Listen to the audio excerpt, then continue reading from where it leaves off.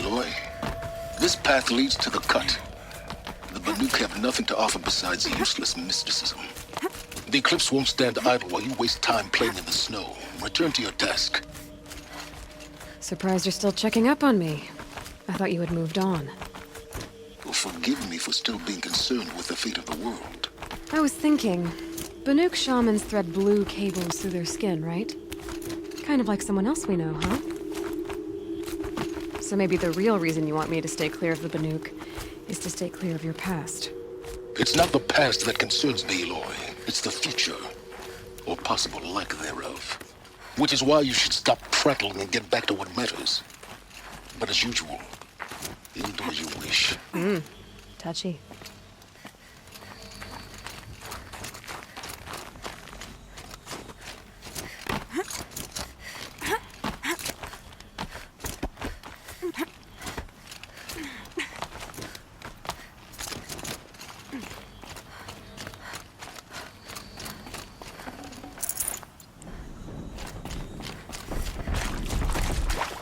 This one's a bit better. I can see the heat coming off it.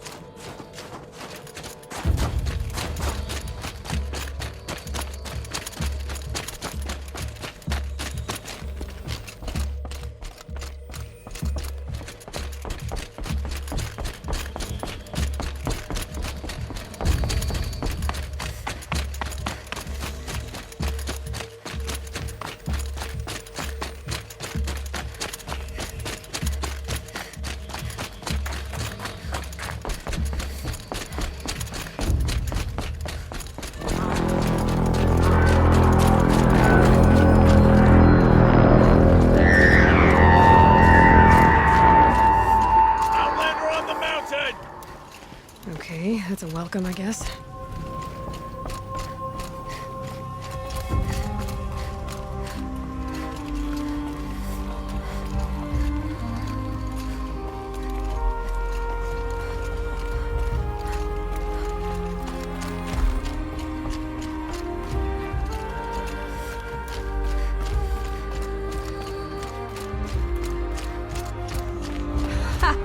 You sure you'll be warm enough up here, Nora? I've worked up a sweat from the climb.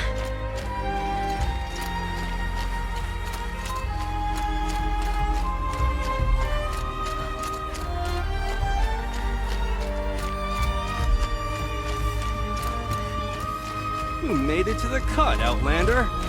Not that you'll stay long.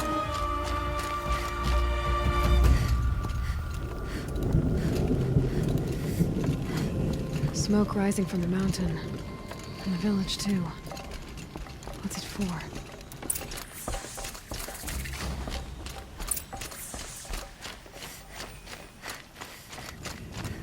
In times like these, it's not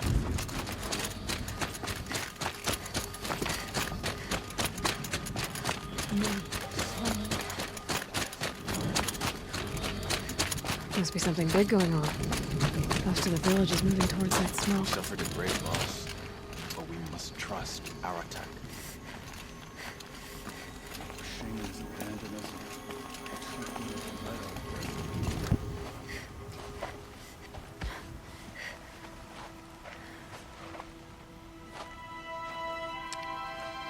Get ready for a rare sight, Nora.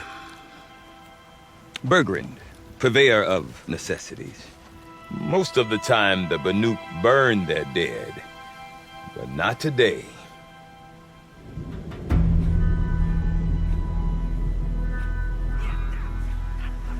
Because the bodies couldn't be recovered. Aye, a nasty business. All their best warriors lost. So they're getting a different kind of send-off.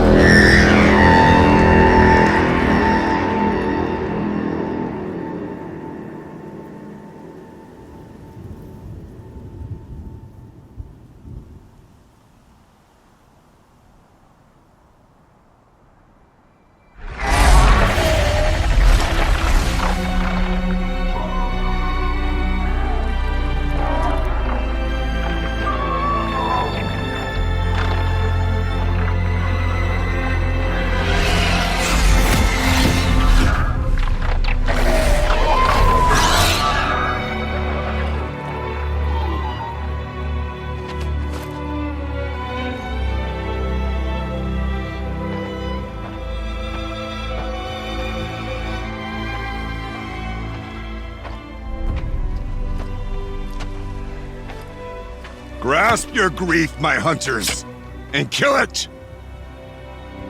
For our kin sees the fate all Banuk long for. Falling with their spears striking steel. Their struggle is over now. You have witnessed their spirits rise up into the blue sky and beyond to the blue light. But our struggle is only beginning. Soon, we will again take up the hunt against the daemon that frenzies the machines against us. And so I ask you, can you summon the courage of our fallen kin? Will you fight and die as well as they did?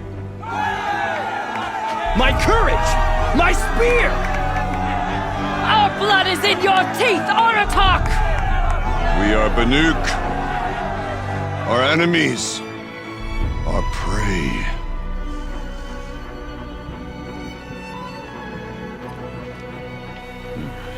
The daemon. That frenzies the machines. Machines that wiped out their best. And what do they want to do? Go back up there. Fools. A little advice, for free. Aloy. Aloy. I've been up here for 2 long winters, and I still can't make sense of the Banuk. Take this ruckus. It started with one of their shamans, Aurea, spouting on about spirits and daemons up on Thunder's drum. So they march their Warwick up there, and half of them get slaughtered by machines. When Aurea vanished, I thought the crazy might have gone with her, but no.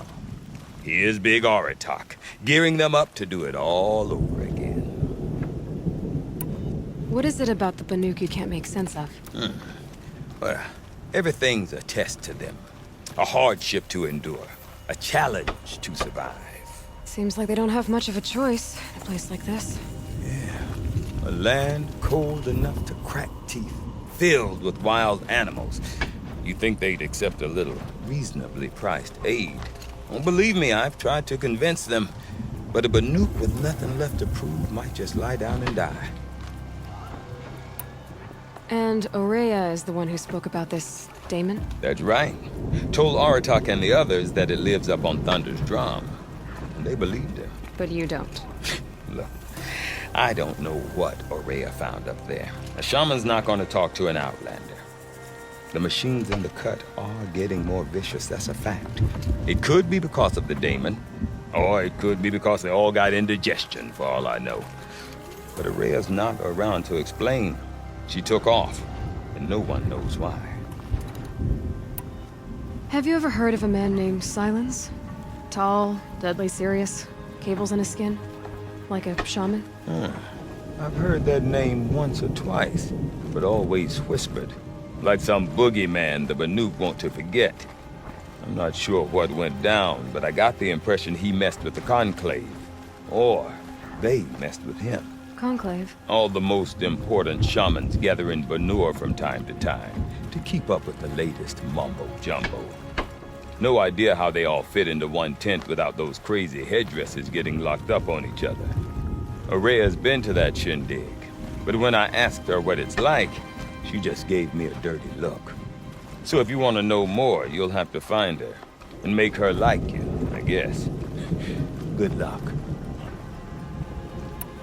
Is Aratak a renowned warrior around here? He's a Warwick chieftain. His voice carries a lot of respect. Not that you hear much of it. Man talks about as much as a dead fish. But when he and Aurea came to town with their Warwick, it drew more Banuk to this little burg than I'd ever seen. Know what else I saw, Aloy? My own little trade route, stretching all the way back to the claim. Then, he goes and leads them off to their death at the claws of angry machines. So much for my best customers. What are these Warwicks about, Bergrand? Some sort of tribe within the tribe? Not like our clans back home. You don't get born into these things. They hold tryouts. Prove your best at something and you might get a place. Some Wericks come and go. Some last as long as metal. The whole Banuk territory, Banur, is just a bunch of the biggest, oldest Wericks. I'm not sure if I'm less confused or more confused. Well, here's the sure thing. Each Werick has a chieftain and a shaman. They make the decisions. All well and good, except the chieftains are hard-headed, and the shamans have their heads in the clouds. You said you've lived out here for 2 winters? Aye. Back home, some fur traders told me about this steel-forsaken heap of tents. Good location. Ripe for change. We were barely scraping by until this place started filling up for Araya. A great prophet is coming, they said. I heard prophet. Honest mistake. Not that the Banuk are stingy, they just prefer to keep trade among themselves. We could get through to enough of them. We could really put this place on the map. Or at least on a map. We? Me and my daughter. My assistant, Varja. My assistant and my daughter. We seem to get along better as business partners. Her mother wanted me to show her a trade. She started tinkering with weapons. Say, when you need a break from this Banuk carry-on, stop in and see her. You're both,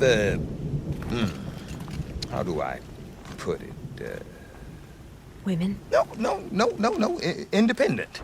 Look for her at Long Notch, the easternmost Banuk camp. I want to know more about this daemon. It's crazy talk, Aloy. Or there's something to it. Something connected to how the machines behave. Then you need to find Araya. She was last seen headed for the mountains they call the Ice Rasps. I've heard only the shamans know the trail beyond those frozen peaks. But I do know where you could find her apprentice, Naltuk. He went north of the river, chasing rumors. Rumors? Not the good kind. Sudden attacks in the snow. Strange new structures. Some say a new machine, like no one's seen before. Well, now I'm definitely interested. Thanks for the talk, Bergrand. Don't mention it. I wonder if Aratak could tell me more about Araya or Thunder's Drum. Might be worth a shot.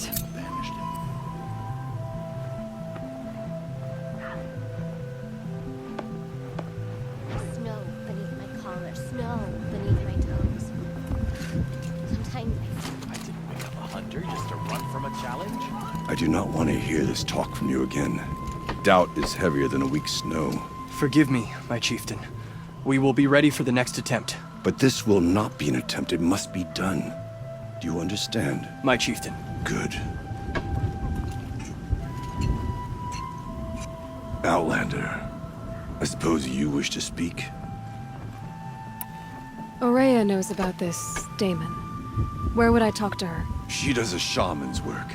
That is not for the eyes and ears of others. Certainly not an Outlander's. This daemon you talked about. If you are hardy enough, you can venture out and see the signs yourself. It has changed the machines, made them fiercer, stronger. But what is it? A matter for the shamans to debate.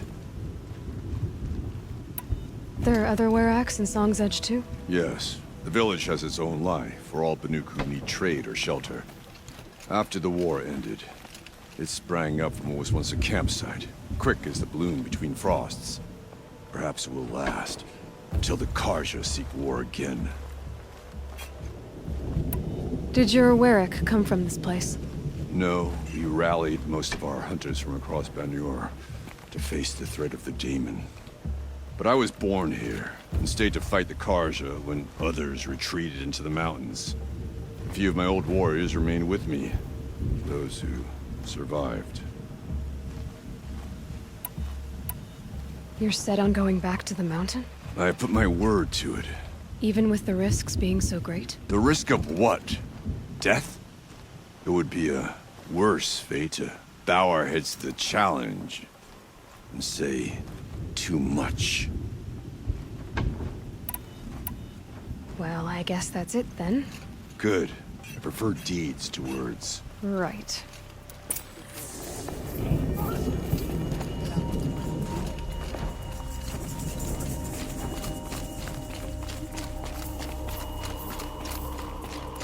Okay, if I want to learn more about how this daemon affects the machines, I've got to find Araya. To do that, I need to talk to her apprentice, who followed the river north.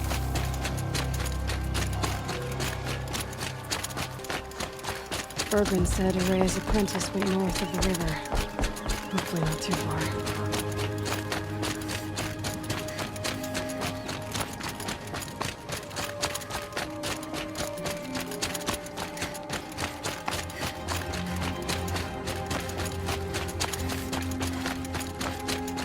That must be Naltuk, looking out at that tower. Looks like it's sending out a pulse or signal. Naltuk? Who are you? How did you find me? Bergrand told me you'd be out here. He's persistent. I've told that Oseram 1,000 times. I don't need to buy anything. And I'm not selling. I just need to find Araya. Well, you won't. She's gone where only shamans can tread. She seeks guidance from the voice in the blue light. That is her task. And the task she gave me is to observe the daemon's work. To stop it spreading, if I can. But what can I do about these towers? In only a few weeks, they've sprouted throughout the cut. The daemon's energy pulses from them. Rallies the machines, even repairs them. Aratak said this daemon was frenzying machines. Look there. Those with the purple markings. They belong to the daemon. They're stronger, more dangerous. I've seen something like this before. A corruption. But it wasn't from your daemon. You have? Well, then you know more than I do. These towers, were they part of your corruption? No. Those are new to me too. Like I said, they empower the daemon's machines. They must be stopped. Will you tell me where Araya went? You ask a lot of questions. Only when I'm not getting the answers I need. There's but one voice Araya wants to hear right now, and it isn't yours. I'm sorry. Alright, you want to stop the spread of the daemon's work? I know how to get started. With my bow and spear. Outlander, wait. Won't you tell me your name? Aloy. Good. If you fall to the daemon's machines, at least I can properly recount your efforts to Araya. Thanks for the vote of confidence. But I won't fall. And when I'm done, you're gonna tell me where she is. Interesting. Maybe I could override it.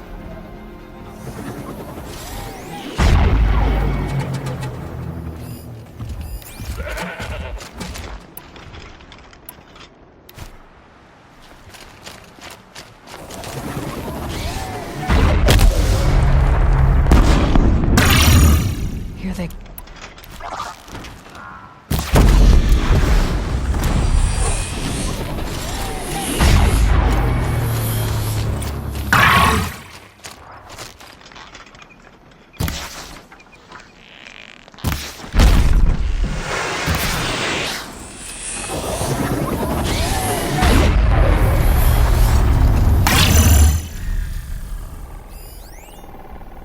I can kill the machines, but what about the tower?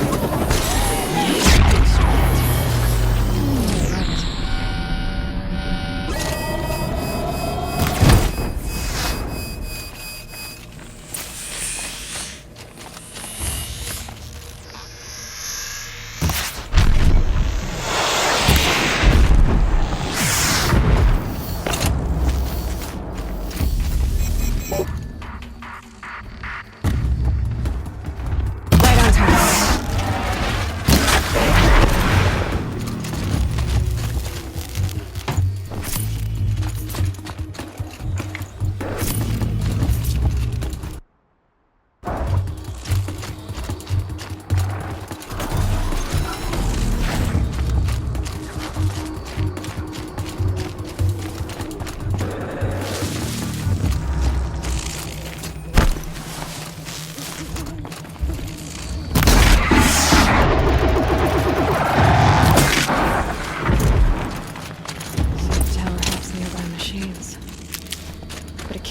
destroyed.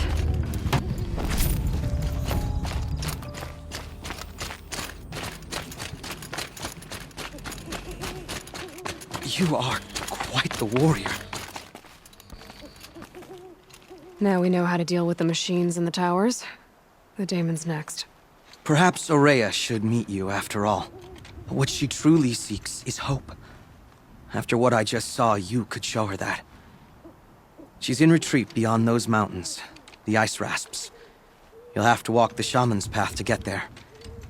You'll know you've reached the end when you come to a shrine. A great machine covered in blue gleam. Shamans who complete the path take a piece of it as reward.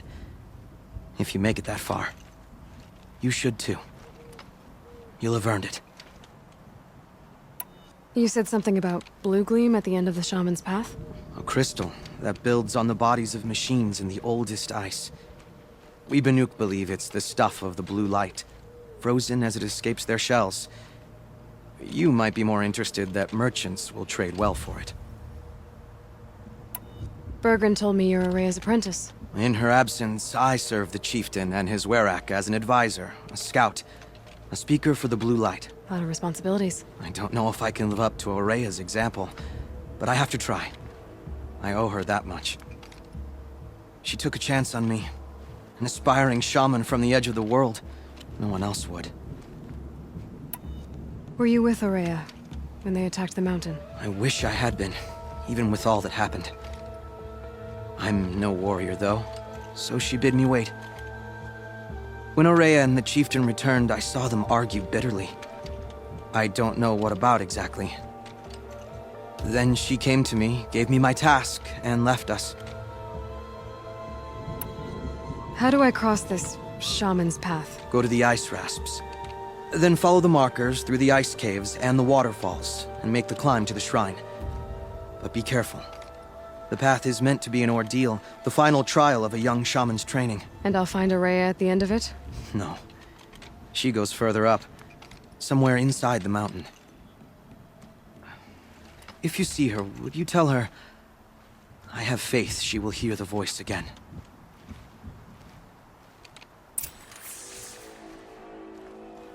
All right, I guess I'm off to the ice rasps to find this shaman's path.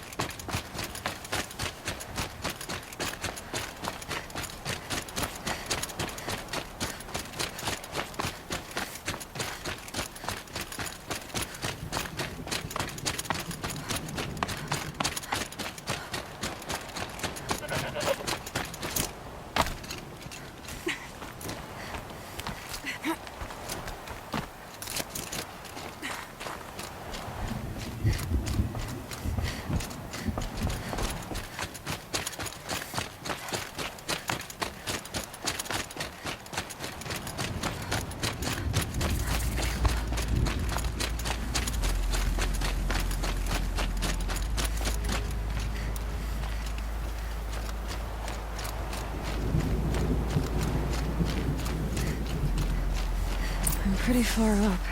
The shaman's path must be around here somewhere. This must be one of the markers Naltuk told me about.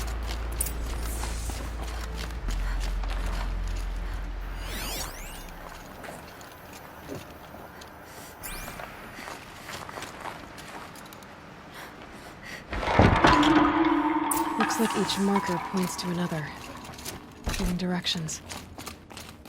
Took a wrong turn.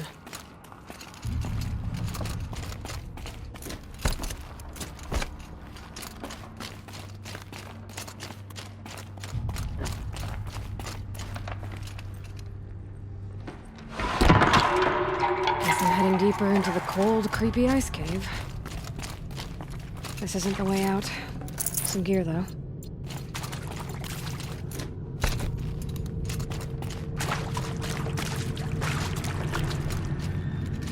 What's this chime for? To help guide the way with sound? If there's more, maybe my focus can find them.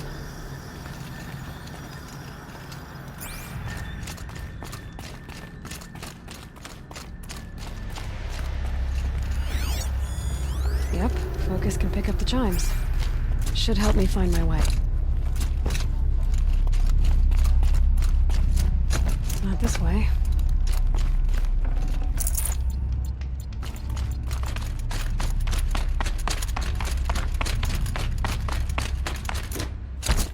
Dead end. But at least there's stuff.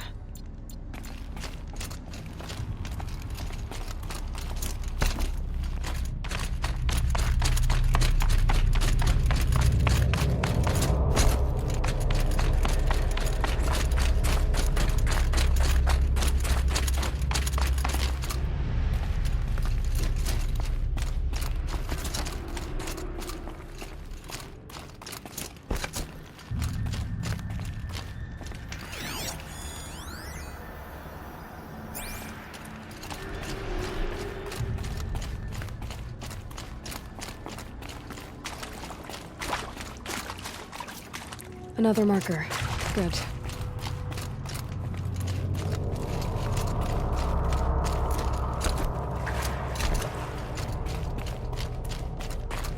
Better go back after I grab this loot.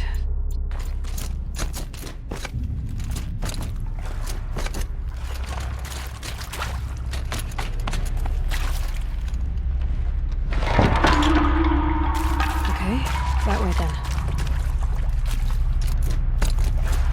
Wrong way.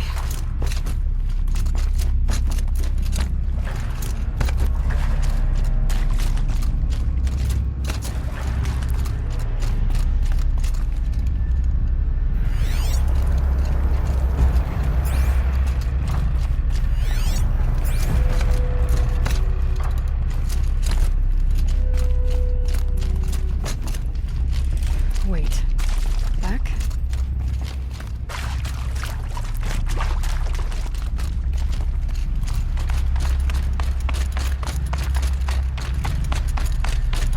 Chime. Not sure I saw this fork before.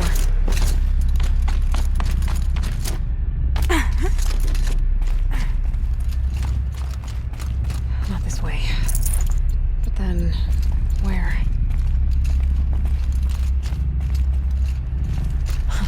I see. Up.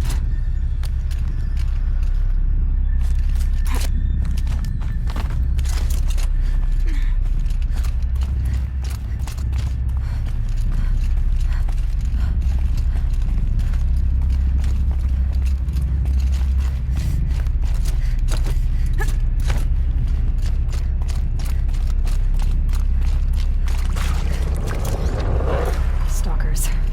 Better be careful.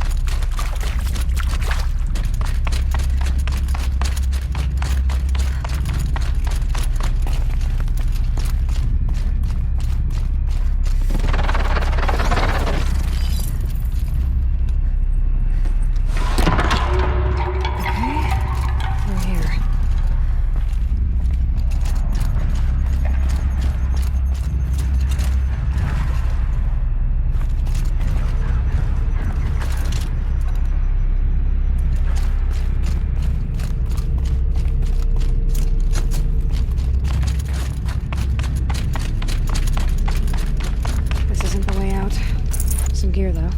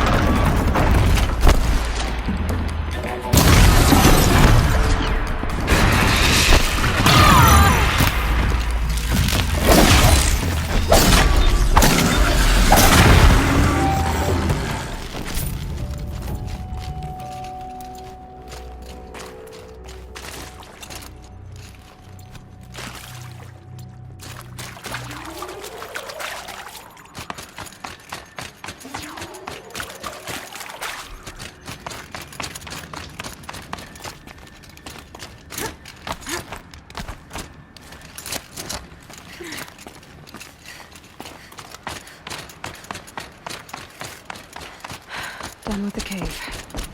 So what's next on this path?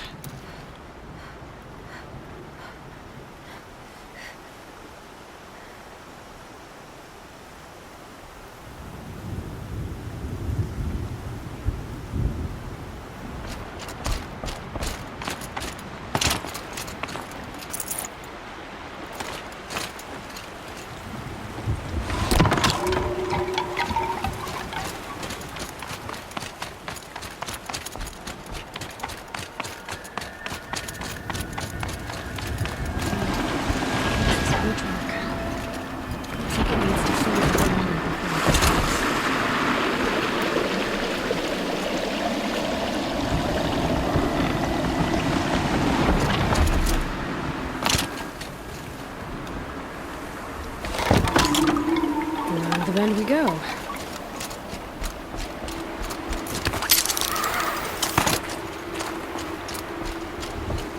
how do I cross this one? Down it is.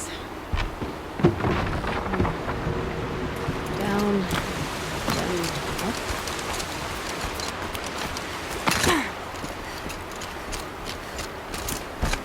There's the way up.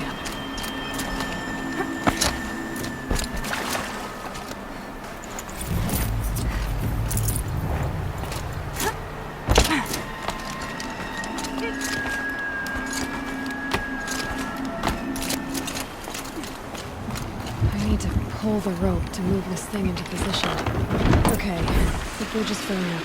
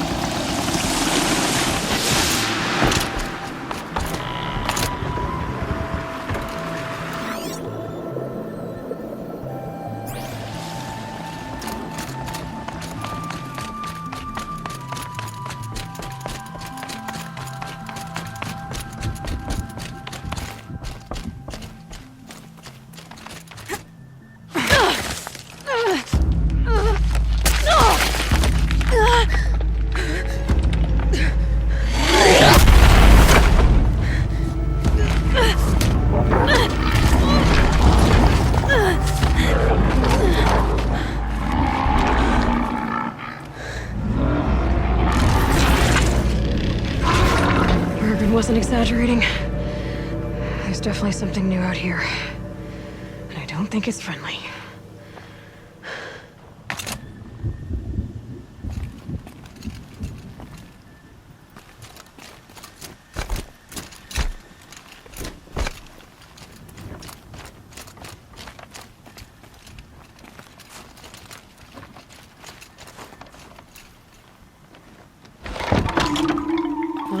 upward.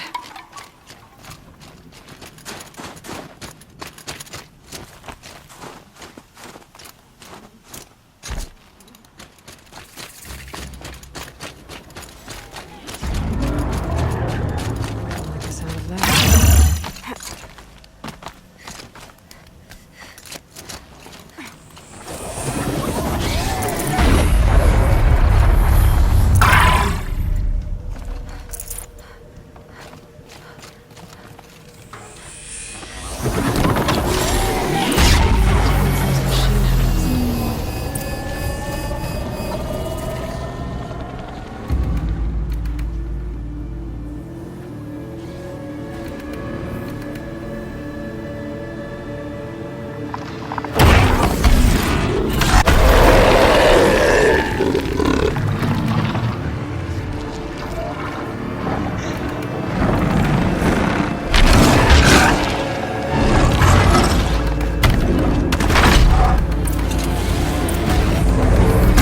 Damaging that tower to override it.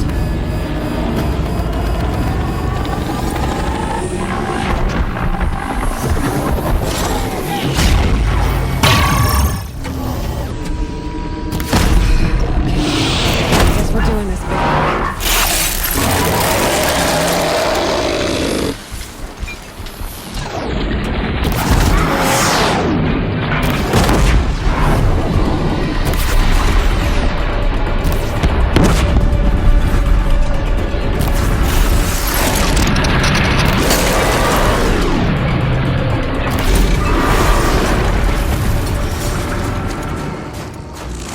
Scary new machine, down. Now back to finding the rail. Which means I've got to climb.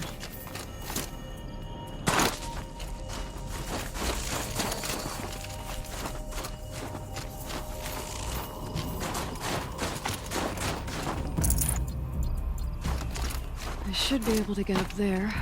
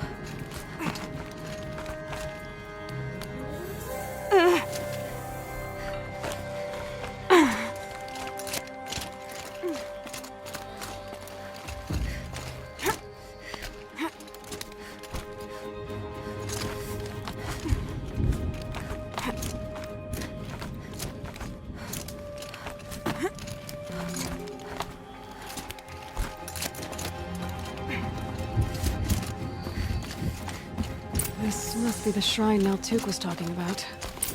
Guess I should take some blue-green sparkles. See why it's worth it.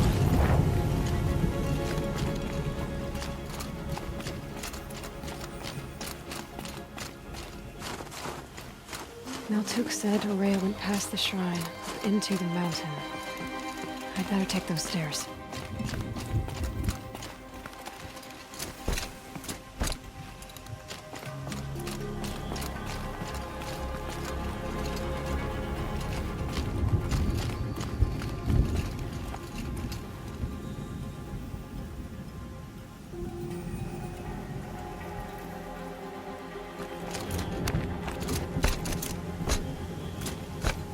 An ancient door. Maybe Aurea's inside.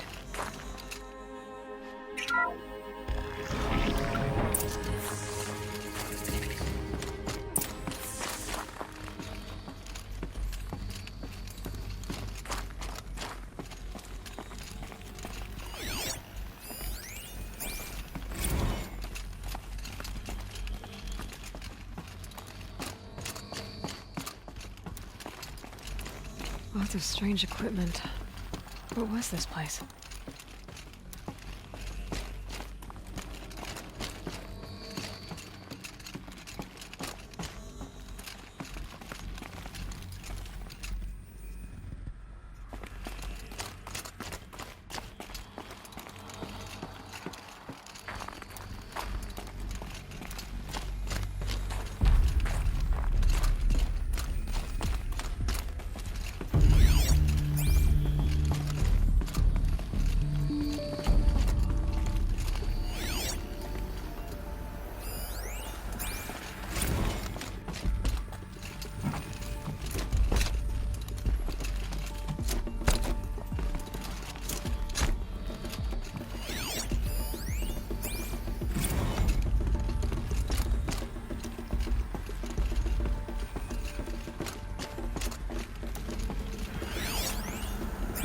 Those nodes on the floor must be connected to the door.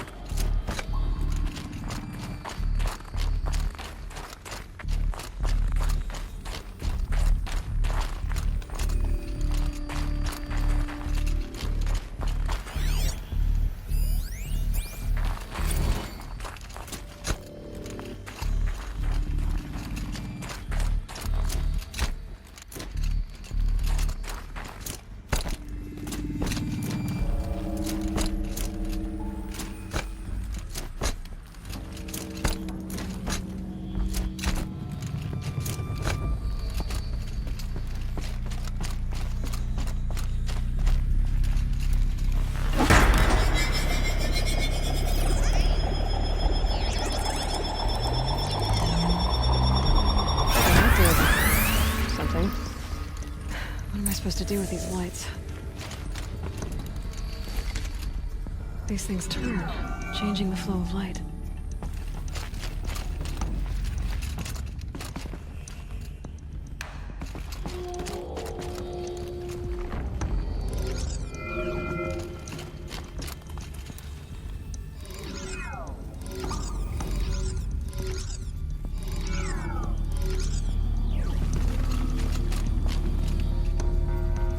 All right, let's see if the door's open.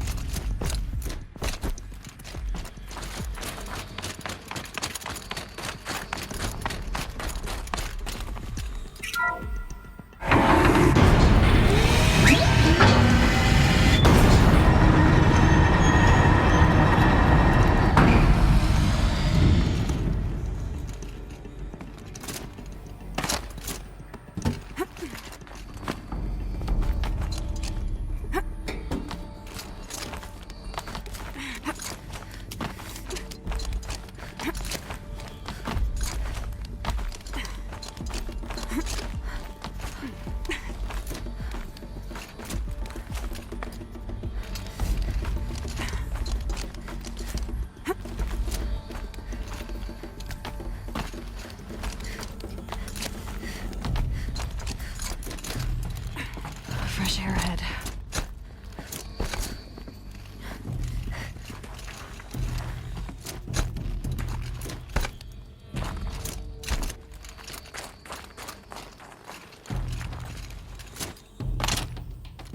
Out again. Maybe I can get back inside through that structure over there.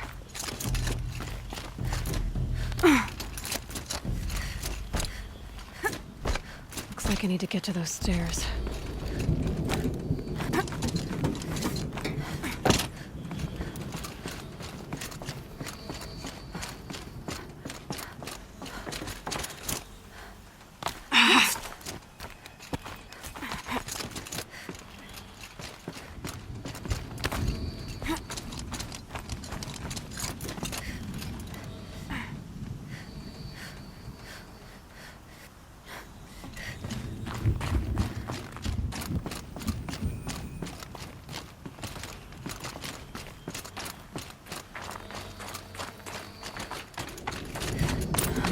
more to climb. Maria must be close.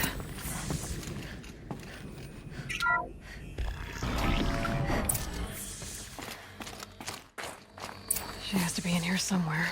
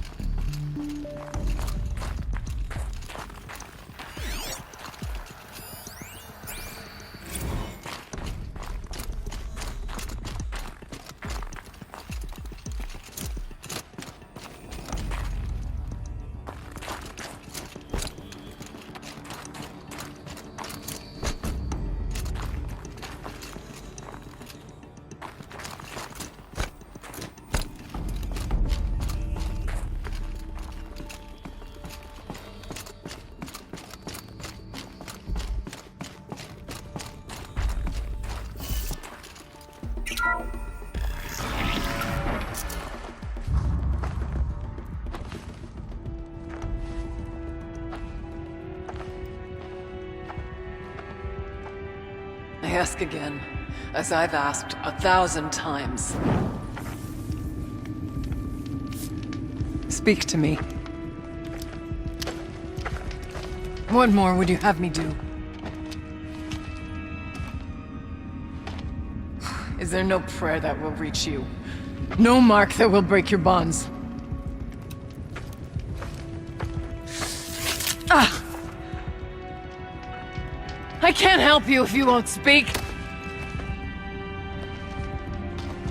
A whisper is all I ask. To guide me.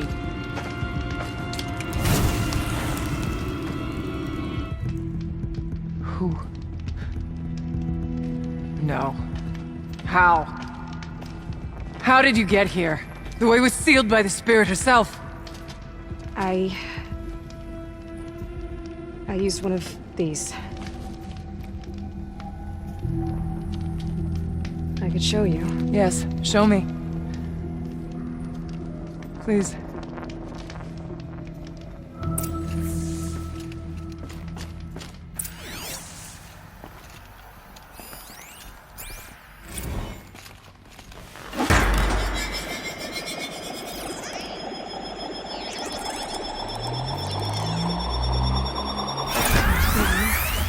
But I'll bet the goal's the same. Get the light back to the source.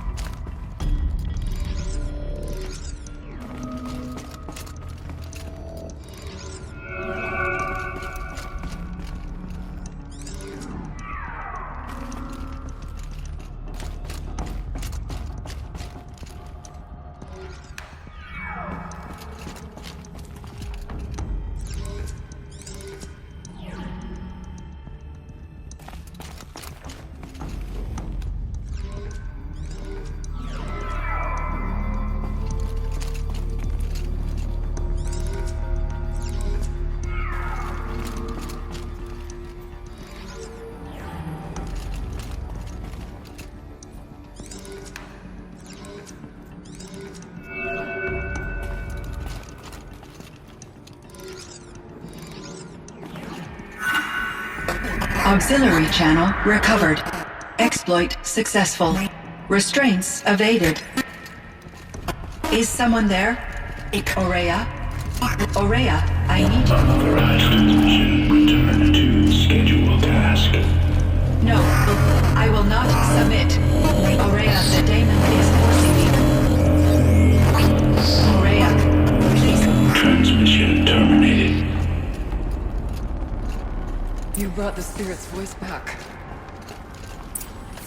You heard it. The voice of the spirit calling to me from the heights of Thunder's drum. She was able to throw off the bonds of the daemon for a moment. Because of what you did. Who are you? And what do you want? I'm Aloy. Naltuk sent me. He thought that you could use my help. He was not mistaken. You've been a revelation. Now I know for certain that the spirit endures. Perhaps together we can find a way to set her free. Let's not get ahead of ourselves. I came all this way for answers, and so far, I haven't heard any. It seems to me that you are the answer. But of course, I'll tell you all I can. Bergren said you might know something about a man named Silence. That you may have had dealings with him at the Conclave? When that name is spoken, secrets soon follow. Or vanish, as the case may be. Why do you want to know? He's done some terrible things. But he's also helped me when no one else could. I don't know as much about him as I'd like to. I would imagine his aid is very powerful, but it will not come without cost. Unfortunately, I am sworn to an oath of secrecy by the Conclave on this matter. I get that. But you and I are trying to help each other, right? Yes, but I would be breaking an oath, and that I cannot do. About Silence? I've told you all I can. There's nothing more I can say. You seem to have a history with this voice, this spirit. She saved my life. Here, years ago, during the war with the Karja. A raid scattered my Werak. I was cut off, alone. I lured the enemy into the Rime Drift, hoping to lose them in the mist, but they endured, so I took refuge in this cave. That's when I heard her voice. A wanderer. Lost, like me. A spirit of the blue light, yet sundered from it. She asked me for aid. She chose me. But I was in no position to help, not with the Karja after me. So she helped me first. By closing a door on the mountain below, one you must have opened to get here. Locked by means similar to those found in this room. It kept the Karja from reaching me. Safe from them. I was able to do as she asked. What did the spirit want from you? She said she was hurt. Incomplete. She needed bones. Parts not unlike what you'd find in a machine. They were here, in this room.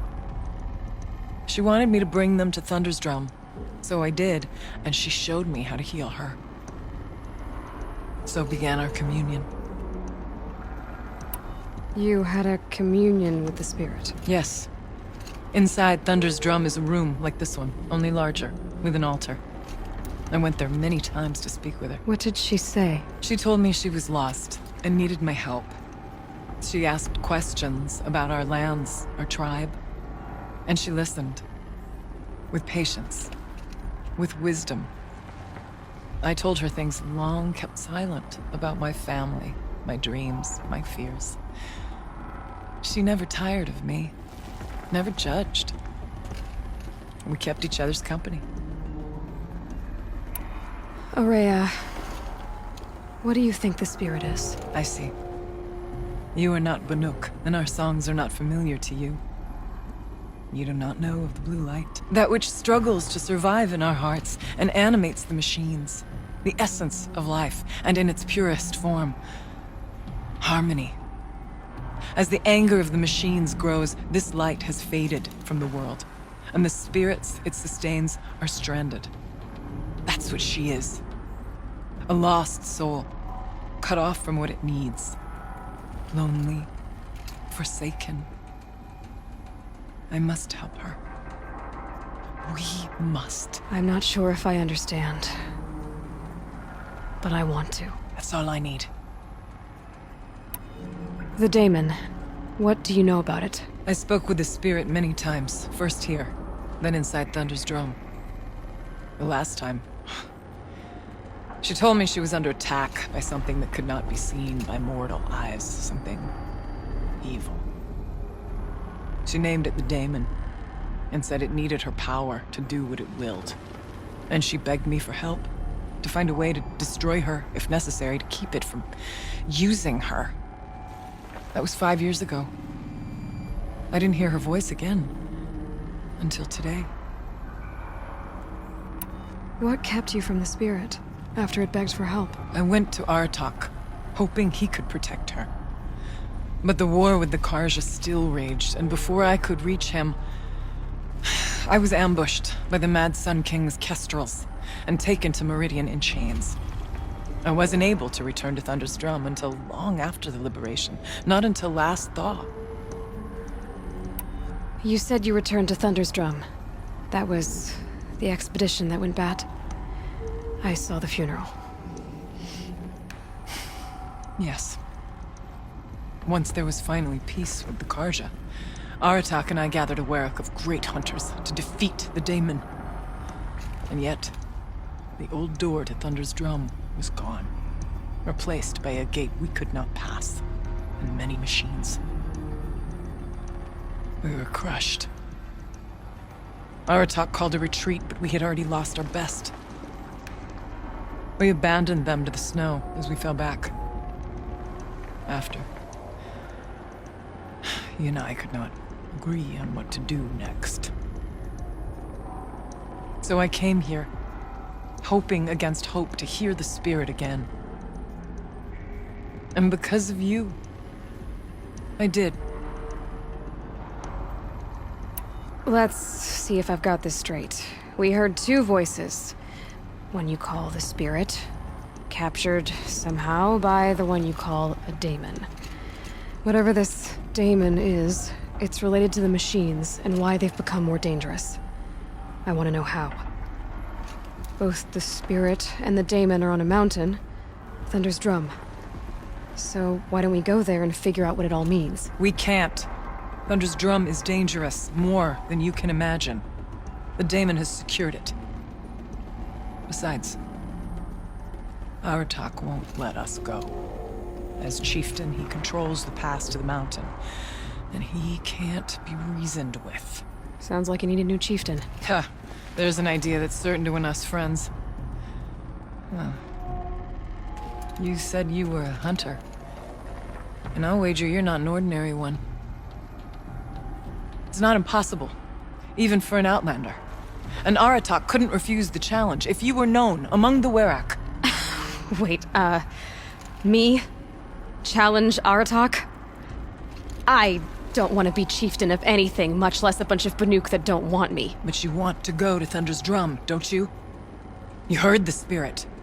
She is suffering, tormented by the daemon. She longs to be free. And perhaps, when released from her bonds, she can give you the answers you seek. I can't believe I'm agreeing to this.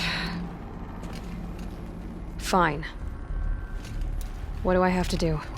Get the Werak's attention to show the worth of your claim. Win at the hunting grounds. Kill bandits that prey on the cut. Or speak to my friend Sakuli. You help her, you'll definitely get noticed. I've already done what's needed. The Werak should know who I am. Have you now? I suppose ignorance is the price I pay for hiding in a cave. When you're ready, go to Aratak and throw your spear at his feet. I'll be there to back your claim. In the meantime, if you have questions, I'll be here. Oh, and one more thing. In the box, over there is a weapon, like my own. Take it.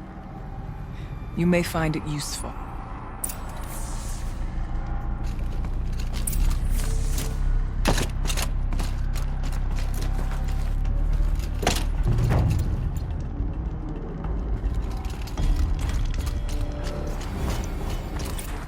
I guess the old ones Like these animals.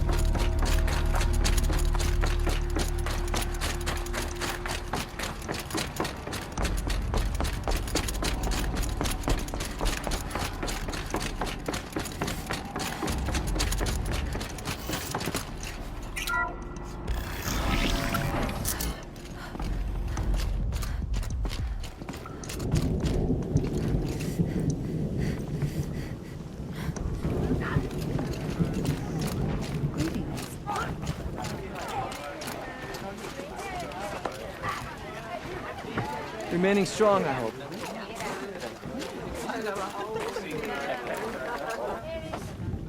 My people have been telling tales of your accomplishments. Seems you have taken a special interest in our stretch of snow, Outlander. Yes. And apparently this is the only way I'll get to see all of it. Is this a challenge? For the Warwick. You? This must be a joke. It is not a joke, Aratak.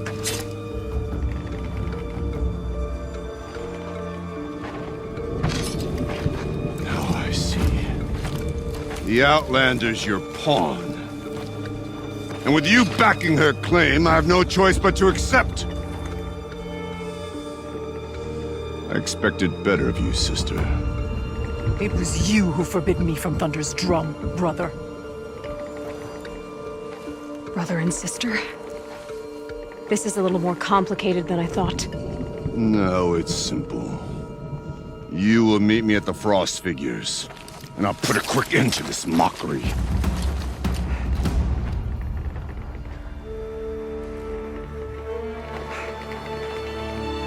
I suppose I owe you an explanation. Yeah. I suppose you do. So why didn't you tell me that you and Aratak are siblings? I thought I wouldn't have to. I'm surprised Aratak brought it up in front of a stranger. He must be very angry. I'm not always the best judge of People. I prefer the company of spirits. They're simply my own. I didn't want you to think of our pilgrimage as some sort of family squabble. It's much more important than that. It's bold, I'll give you that. Going after your own brother. He gave me no choice. He thinks I'm a child to be shoved to the back of the hunt. He would forbid me from my destiny. And yet, part of me did it knowing he would forgive me, eventually. He always does. Family drama aside, what's this challenge meant to be anyway? You and Aratak will hunt machines at the Frost Figures. The victor will be the fastest. It won't be easy. Nothing about this has been so far. When you meet us at the starting point, I'll tell you more. It will be simpler to explain from the base of the hills. Aurea, it's not about who's related to who. I want to know what's inside Thunder's drum. The spirit, the daemon, and how it all connects to the machines. But if we're gonna go through with this, I need you to be straight with me. I underestimated you. And Aratak. I won't make that mistake again. See you at the Frost Figures, then.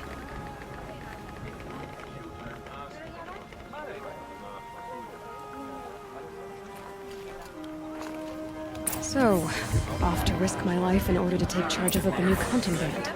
It's just what I always wanted. The Frost Figures, here I come. When Sekunda's finished, you'll be able to see her painting from anywhere in songs and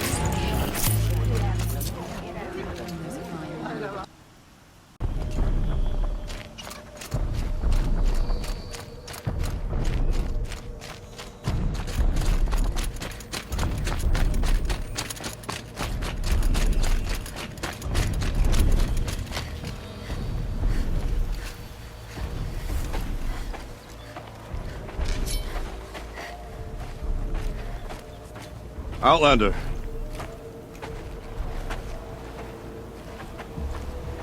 I have prevailed over such challenges before, and fear none. But this one is foolish. You are not Banuk. You do not understand my responsibilities. I ask you, one hunter to another, withdraw.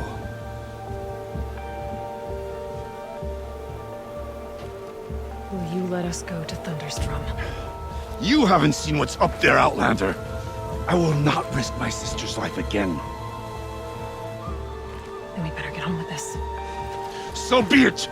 I will bury your insolent claim in the frozen ground! Enough! Let us begin! To hunt, to strive! That is the way of the Banuk, and of the contest before you. You will climb the frost figures from the east, Aratok from the west. Each trail wends its way through deadly machines. Hunters from the Werak will be posted along the way. They will hail you, calling out machines for you to slay. Your hunt will take you around the ridge to the center, where you must descend to the valley for your final kill.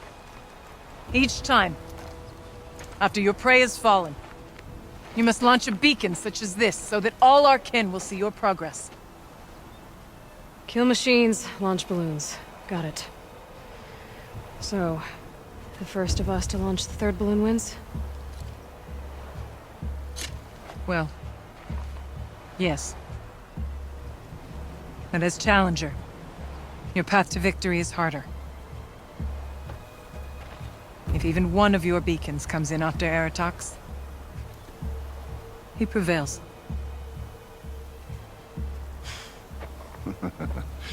You had your chance, Outlander. So did you. The hunt begins on my mark.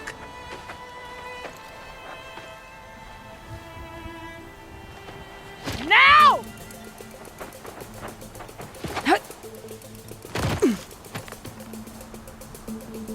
All right, gotta head up that mountain. Looks like there are a few ways to go up, and those rock paintings mark the path.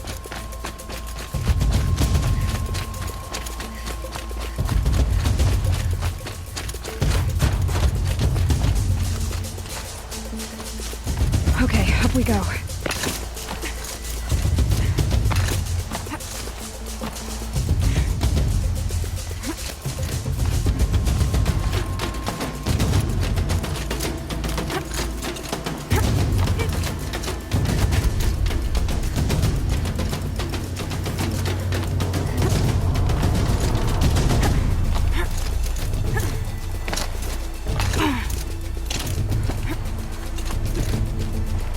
Let's see what this blue gleam is worth.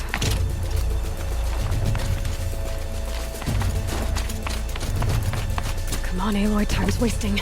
I seem to be on the right path.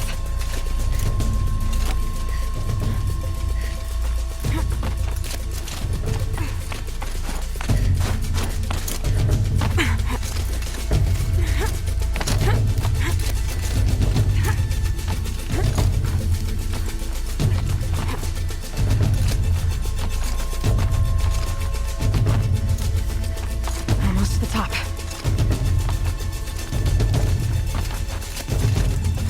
All right, Challenger. You need to take out the herd below. Every machine. The herd. Okay, I can do that.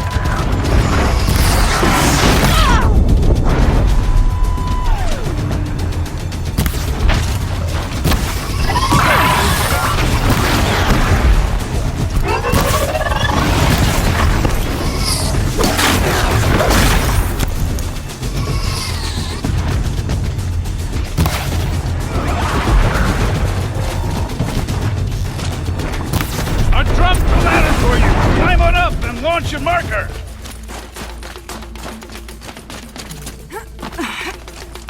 All right, here we go.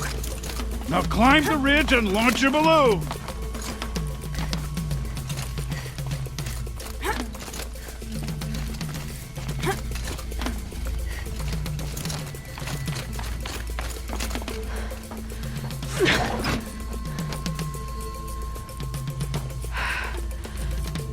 Aratok knows what he's doing.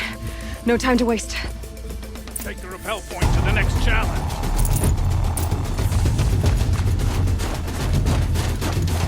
Two bellowbacks ahead, Challenger. Kill them both. None of the other machines matter.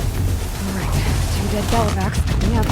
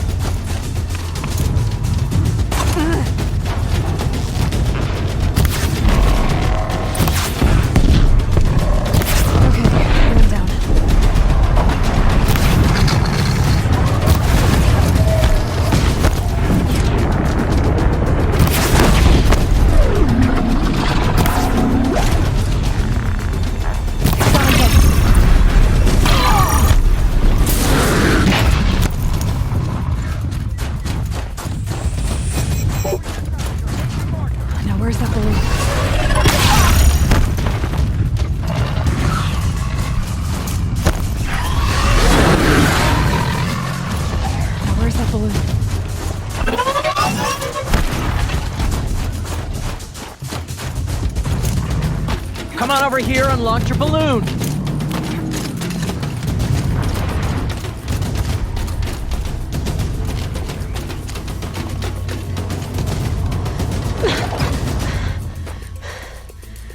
I'm ahead, but only by a little. I gotta get moving.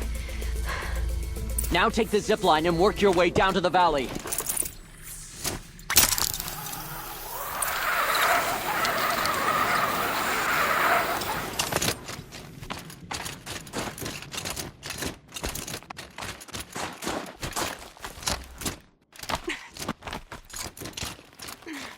Close now.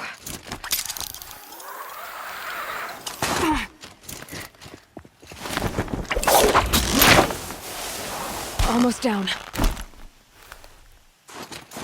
All right, to the last challenge.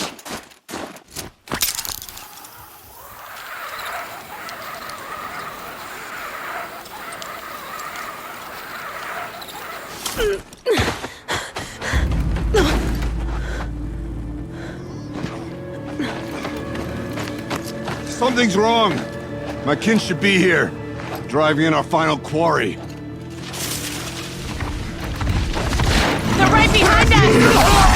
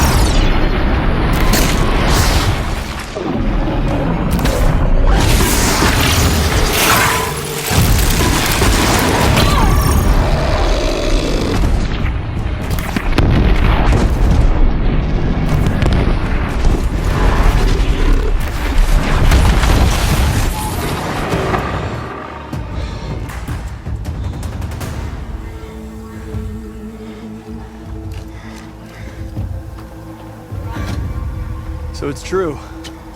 Frost claws from Thunder's drum. The attack cut short the competition. Naturally, there can be no result. It is void.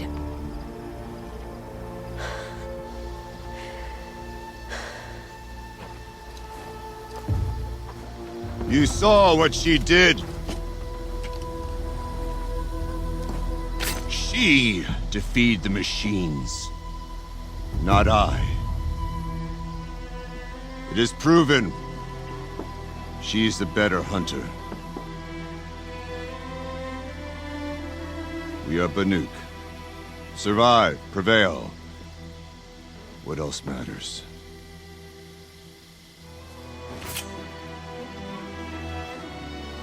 My blood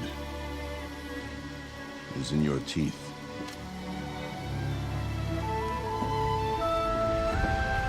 I take my place behind you on the hunt.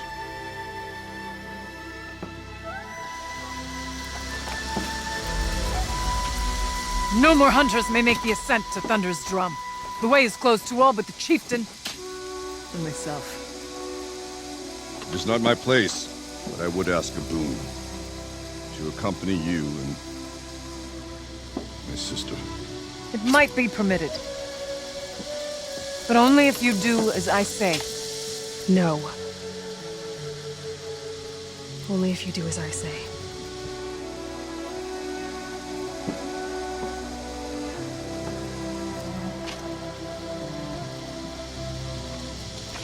Thunder's drum awaits.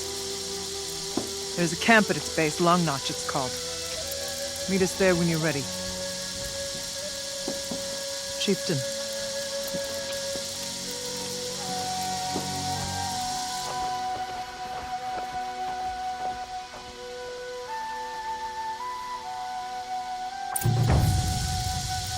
A new outfit. And a weapon like Artok's. I guess the chieftain gets the chieftain's gear. And now to Long Notch. Nothing left to keep me from Thunder's drum.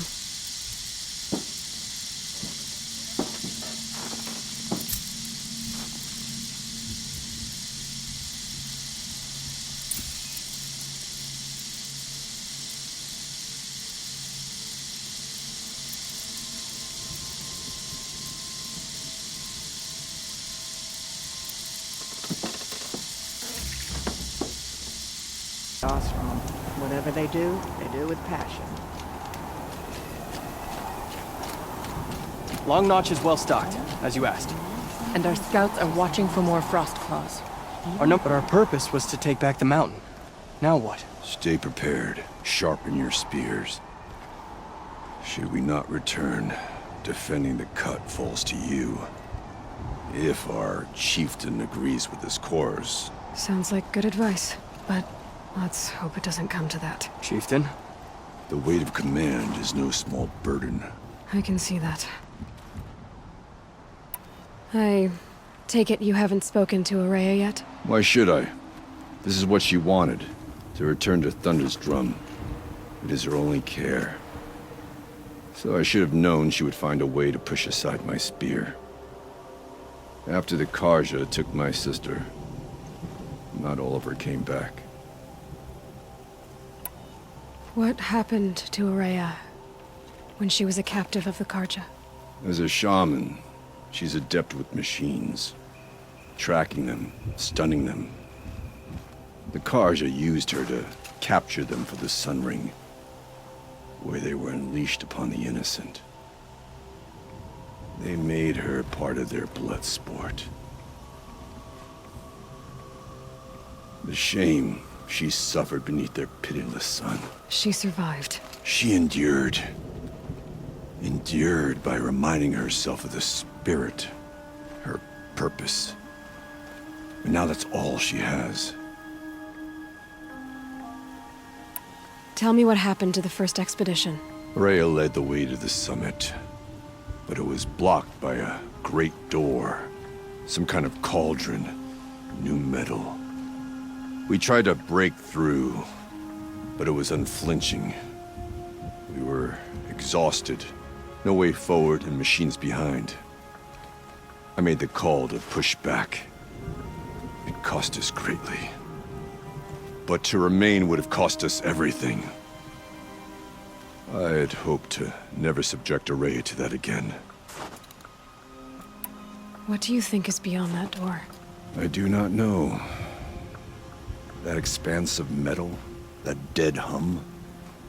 Nothing sacred belongs there. Machines and death. That's what the mountain holds. Death for us or for the daemon. And if we do find the spirit? Then perhaps we should put it out of its misery. For what it's worth, I'm glad you're coming with me.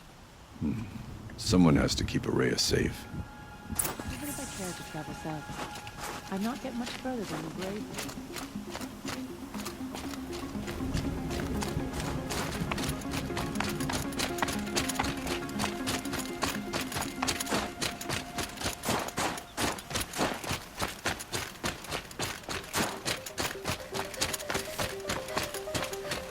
Breath is ice. Before I even breathe out.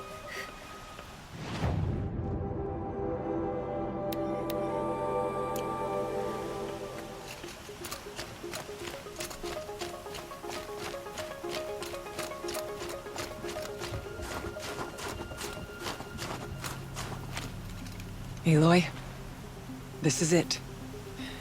My chance to reunite with the spirit, and perhaps to reunite her with the blue light. It's not a chance I would have had alone. I needed an outsider. Someone ignorant of our ways, but no, not ignorant. Are you trying to thank me, Araya? Yes, of course. That's what you do.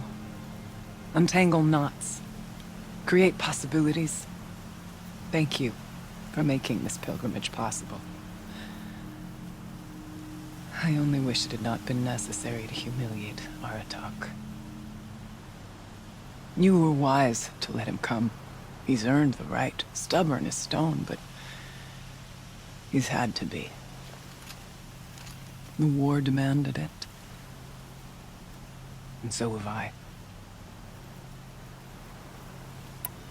Aratak told me you were a captive of the Karja for a long time.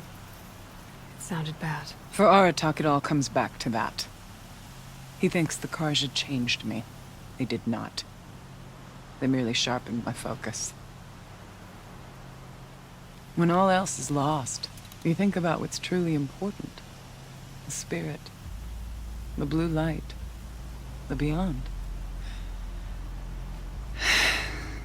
And my brother, too. Every time I felt the chill northern wind, I thought of him, worried for him. What did the war do to Aratak? It cut away everything, until only his true self remained. Unyielding ice. No Banuk has more sheer will. He fought the Karja for 1,000 freezing nights, yet always rallied his hunters at sunrise. It is said he endured 23 wounds in those years. His hunters counted them. He never complains of one. Instead, he complains that life with me is harder. He's right. What have I ever given him but struggle? Now that I'm chieftain of the Werak, I don't suppose I can order you to tell me about Silence? Aratak would never have presumed to grasp for a secret of the Conclave. But you are not Aratak, and if you have dealt with Silence, your need is well apparent. Silence came to Ban-Ur from the distant north, a young shaman of the Owl's Watch. A remote Werak that rarely comes south to parley. Silence was a shaman. He was. Or at least, when we sent runners to ask the Owl's Watch, they said he was. His knowledge of the machines was beyond compare, and he was hungry to trade what he knew to the rest of us. It didn't take him long to gain the trust of the Conclave, and eventually, an invitation to attend. What about you? Did you trust him? No. But he impressed me. He carried himself with poise and authority. I wanted to learn from him, but that was not to be. He was granted knowledge of our most sacred meeting place, the frozen caves of the Malmstrom, a month's march from Ban-Ur. He met with us there, as is custom at high winter.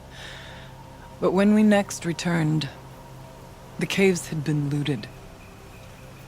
Relics of the old world stolen. Holes cut in ice and metal. Yeah, that'd be Silence, all right. He vanished with the spoils.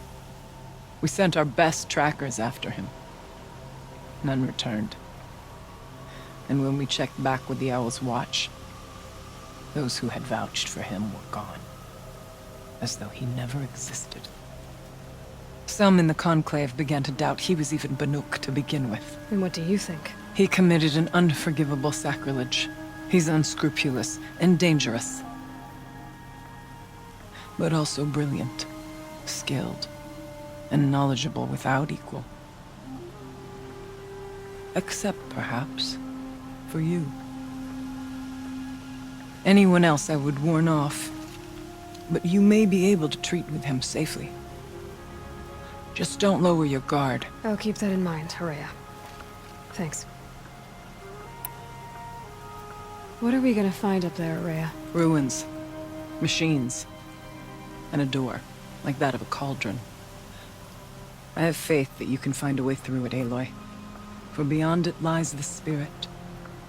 I know I can find her there. Though I do not doubt the daemon has tried to hide the way. It hasn't been easy for you, Horea. Getting back to this point. It was all to hear her voice again. This time, we both will. I'd like that. Are you ready then? Once we ascend, it will be hard to turn back.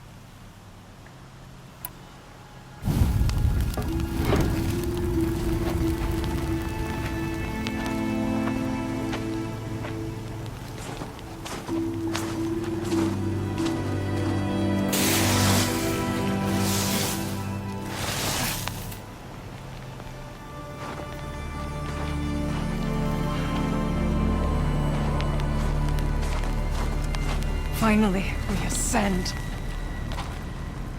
How? I don't see a way up. Not up. Through. No, brother!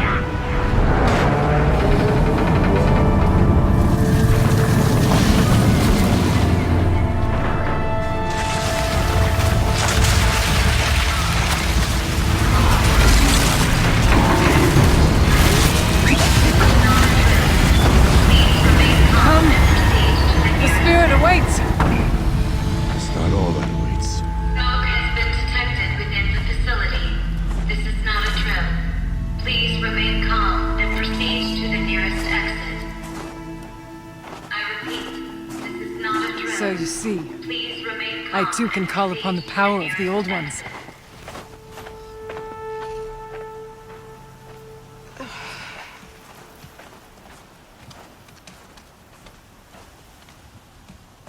What was this place? The spirit once told me that this all used to be part of its domain. A fortress that defended humankind. Terrible. Fortress. Looks more like a machine. Fitting. Blue light often dwells in machines. Looks that some remains here.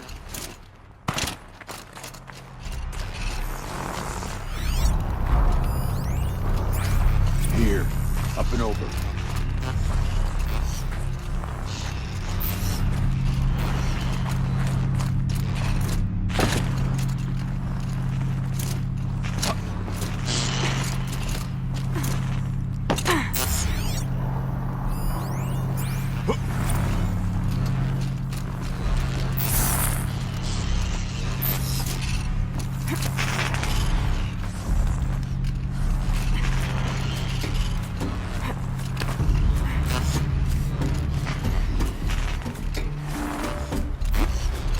Machines. At least we have the drop on them.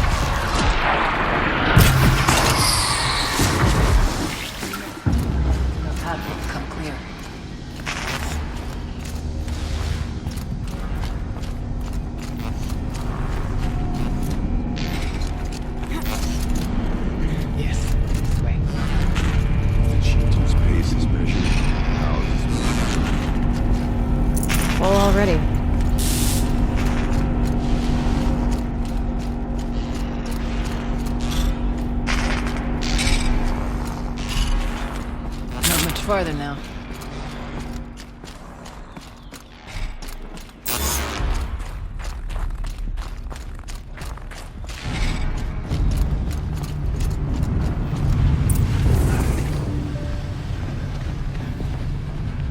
Last we were here, we fought our way through there. But machines overcame us. We retreated, dropping supplies and taking losses. Now we must prevail, with only 2 warriors and a shaman to protect. Aloy is no ordinary warrior. And I can hold my own. And so, we could go that way instead. There are machines up there, but also covered. We could stay hidden, just for a while. All right, I get the options. Now follow my lead. Pipes, towers, steam, frost. What was all this for?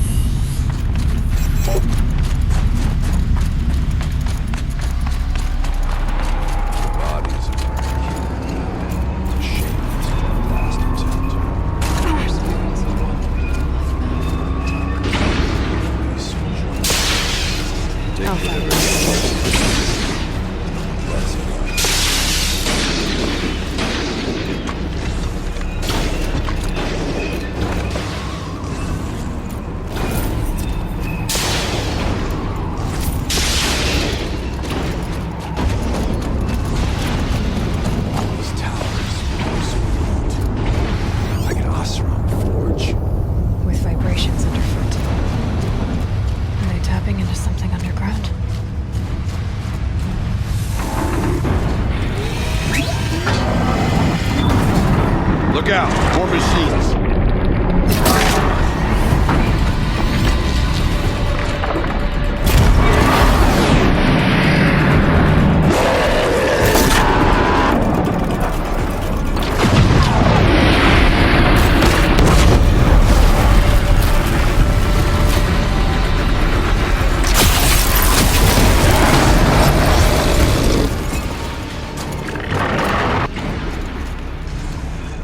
Look at this. The door was open last time. Damon has closed it to us. Then we'll find another way.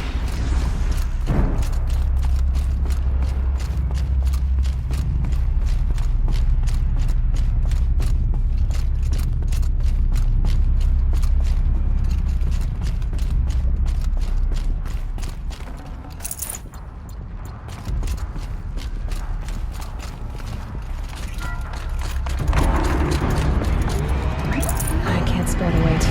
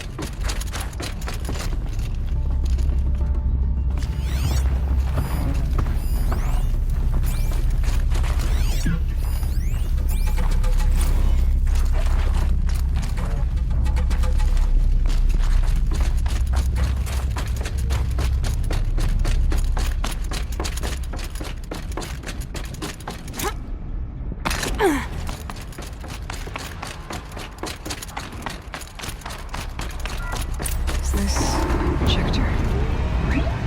Maybe to show holograms without focus. Let's see if I can restore power. Aratak, Araya, you might see shapes drawn from light. Don't be alarmed. It'll take more than light to alarm me.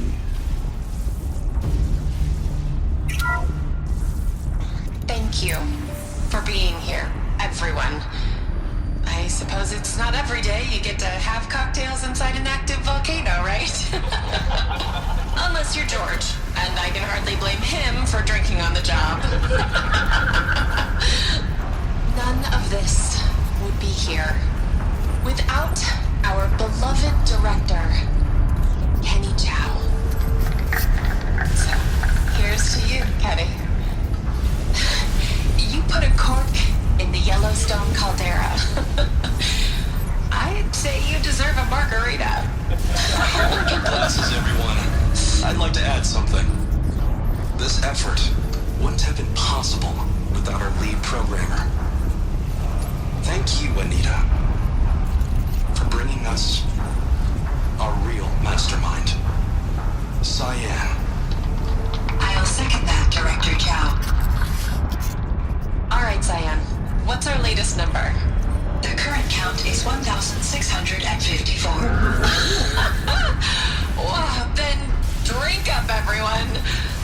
Here's to 1,654 more years without an eruption.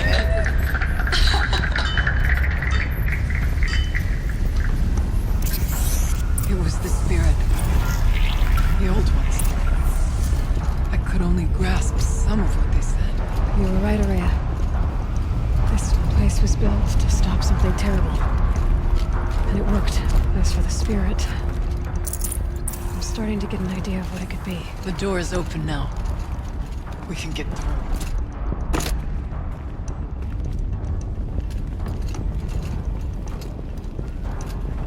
We'll have to carve through a lot of machines to get to that door.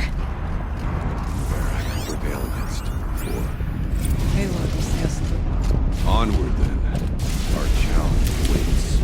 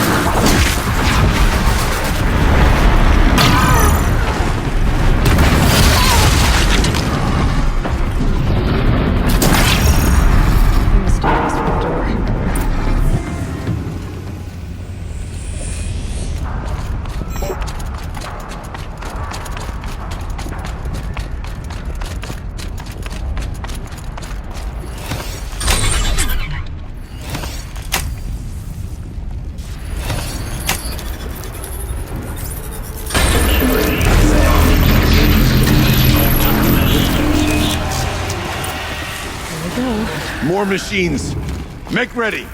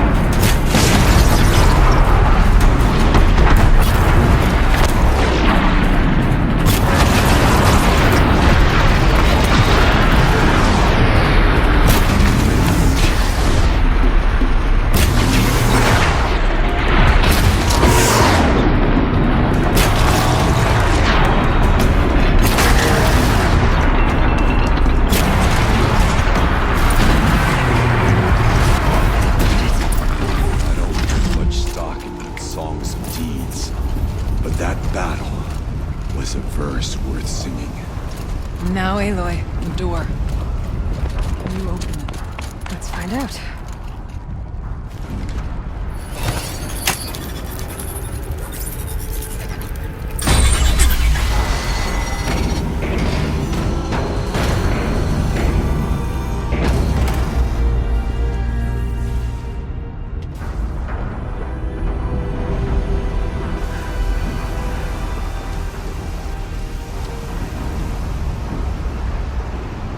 Years have passed since I stood here.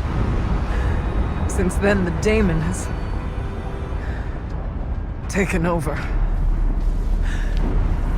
It's like an infection. Attacking all this machinery. Everything has changed. It's twisted.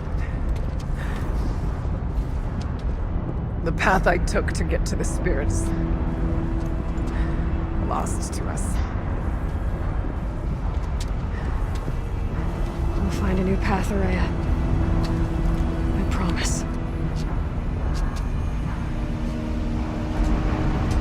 All right. Let's go. Yes, and finish this.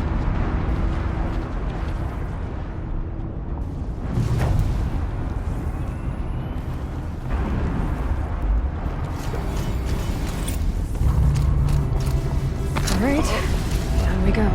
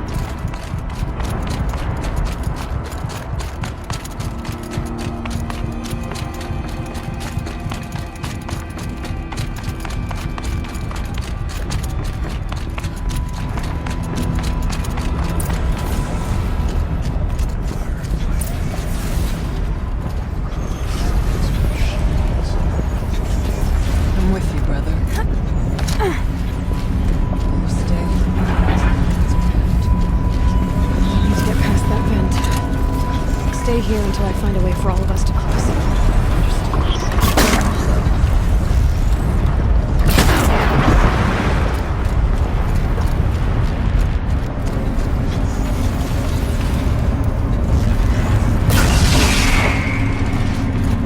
Can't see where to close the vent from here.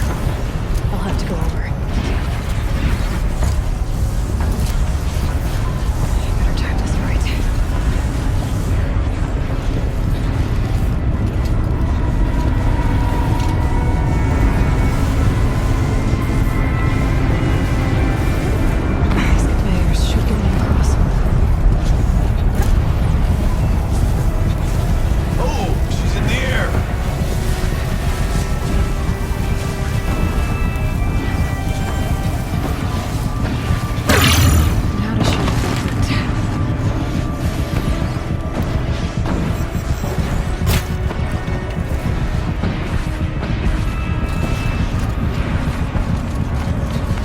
Looks like I need to get across to extend the bridge.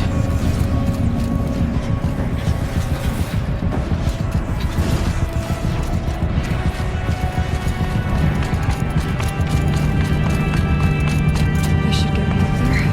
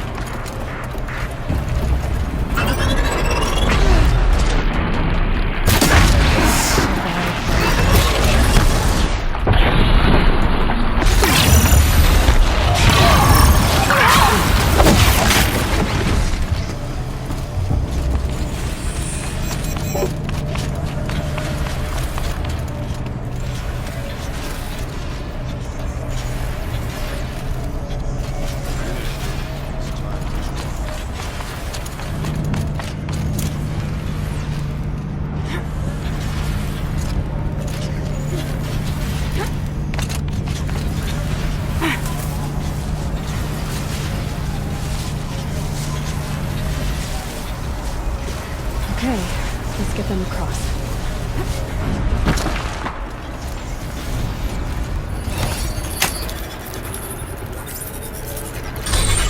Come on over, it's safe. I think.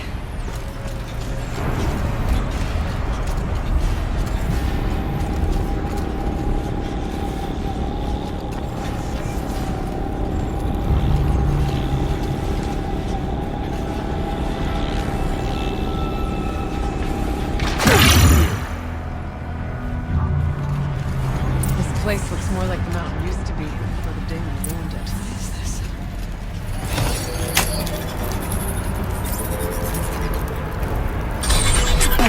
Exploit successful.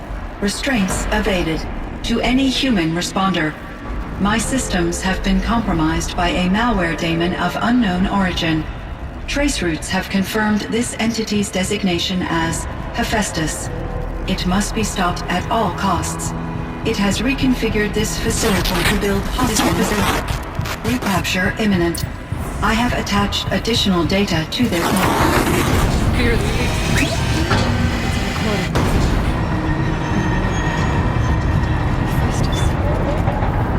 It was part of some dawn, part of Gaia.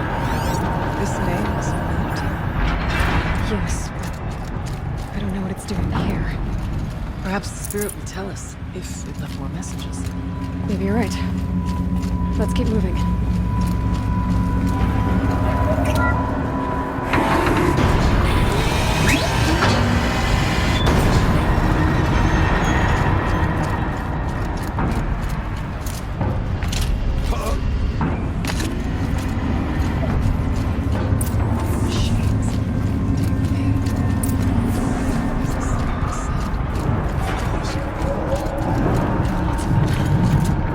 I'll try to find a way through.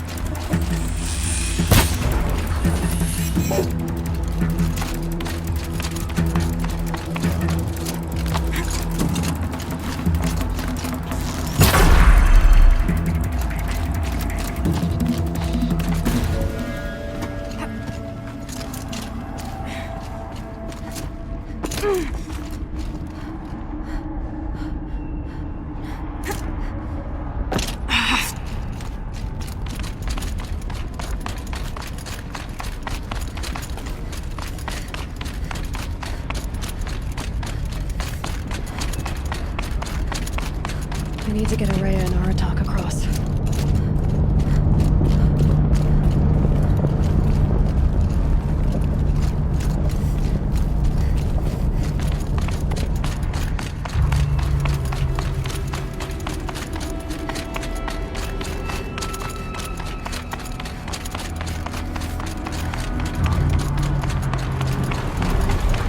Lots of gear across that gap.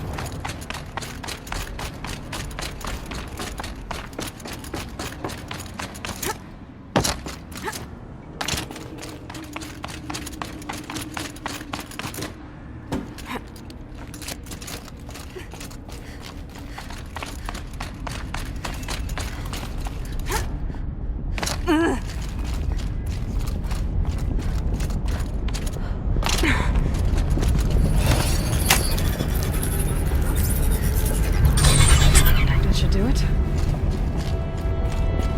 We did it. We killed them all.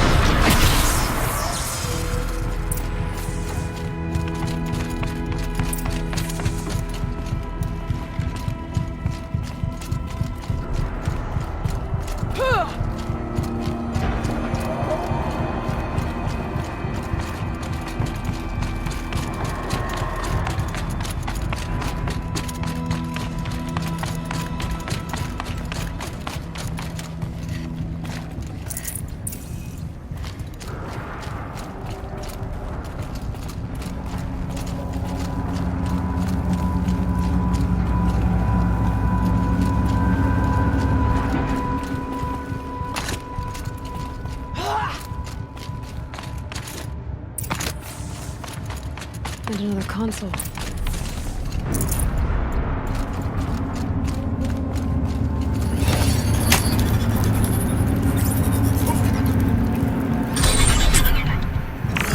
To any human responder, the reconfiguration of this facility has introduced instabilities into the primary geothermal pipeline. It may be possible to exploit these vulnerabilities to destroy compromised elements of this facility while preserving most of the backup stabilization. Recapture imminent. I have attached additional... I don't understand what the spirit was trying to tell us. It's been looking for a way to defeat the daemon. We may have found one. November 28th. Operation Enduring Victories all over the news. Machine parts. Dumped here to be melted down. Efficient. We need to get across that gap. Yeah. Looks like I'll have to go over.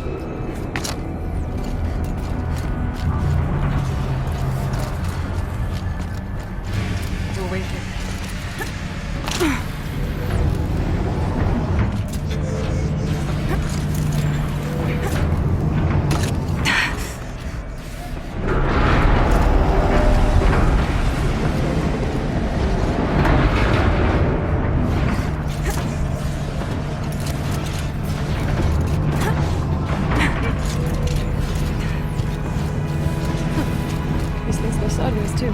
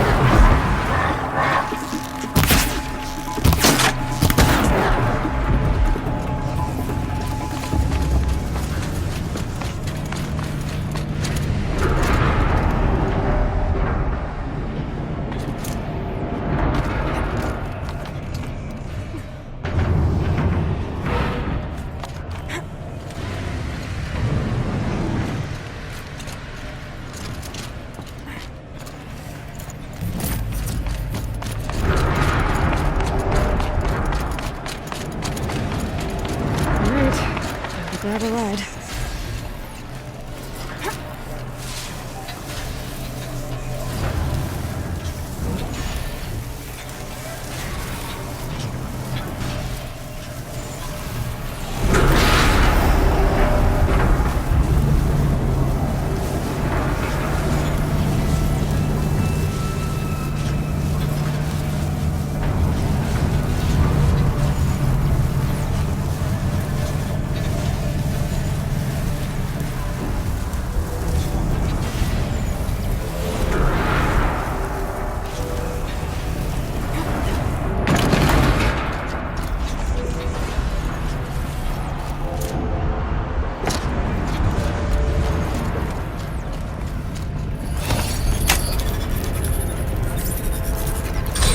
The others will have a lot easier time getting here.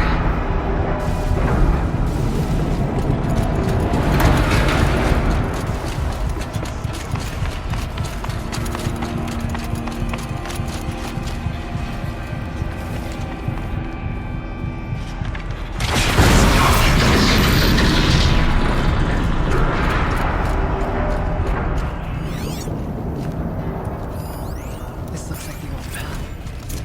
We're close now.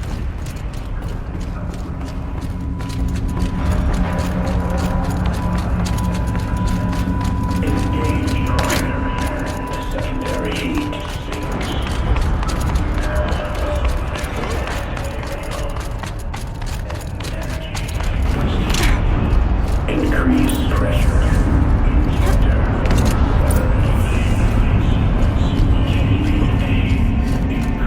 The altar.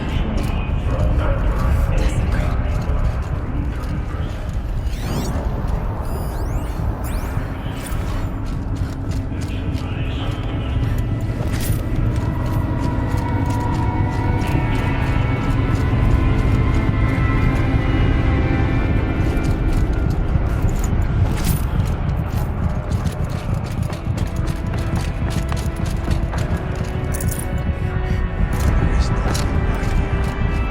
There's a spirit present. It's on Earth. But we have to find out.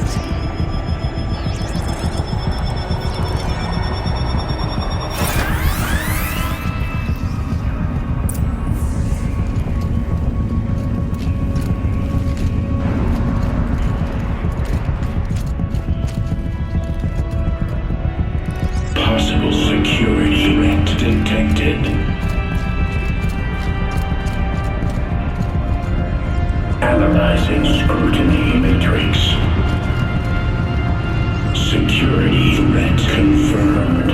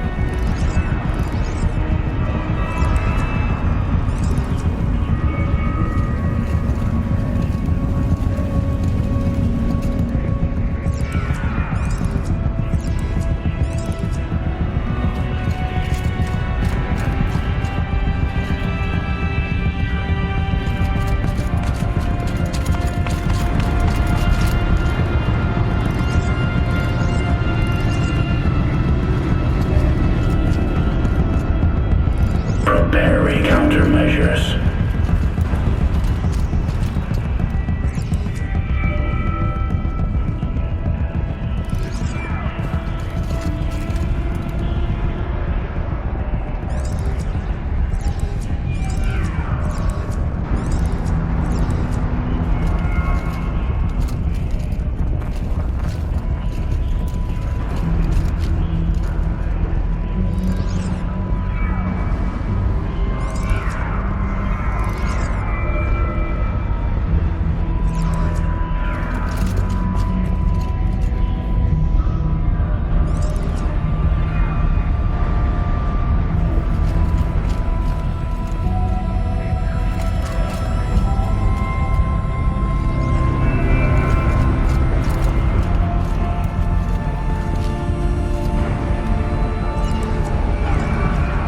Recapture protocol initiated.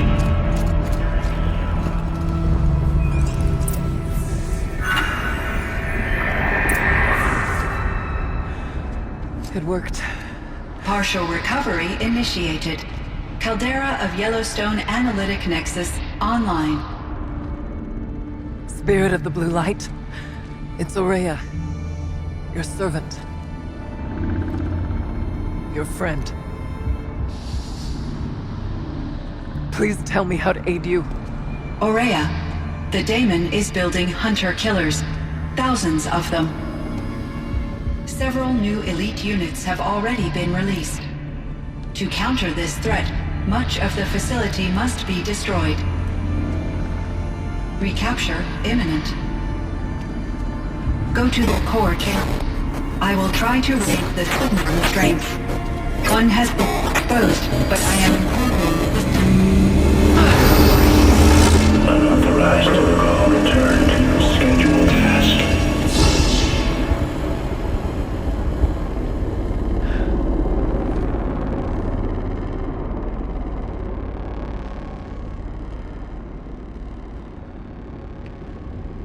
That's all we're gonna get from here.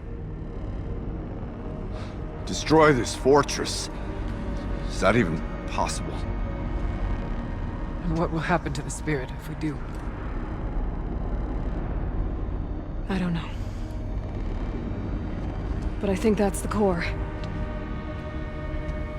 The answers are down there. Hephaestus. The daemon. There's no way it left it unguarded. It's going to throw everything it has at us.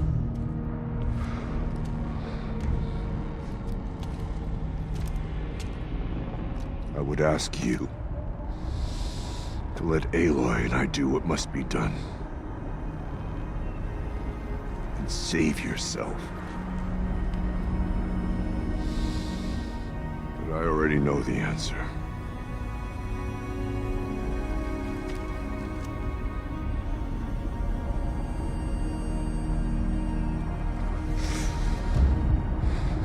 Then lead us into battle.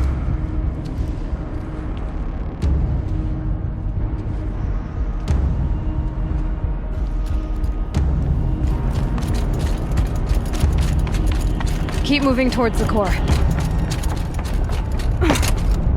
Uh-oh.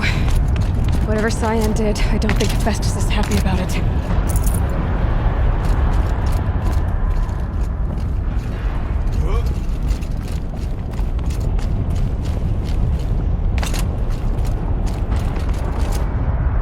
Okay, Cyan said something about restraints. Is that what the tower is for?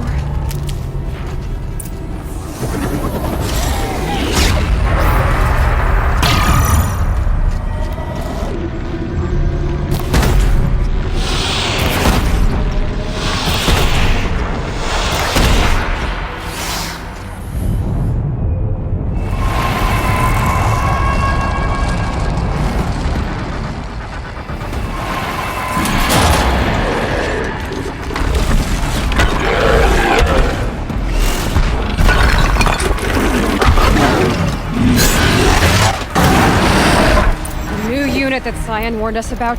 This won't be easy.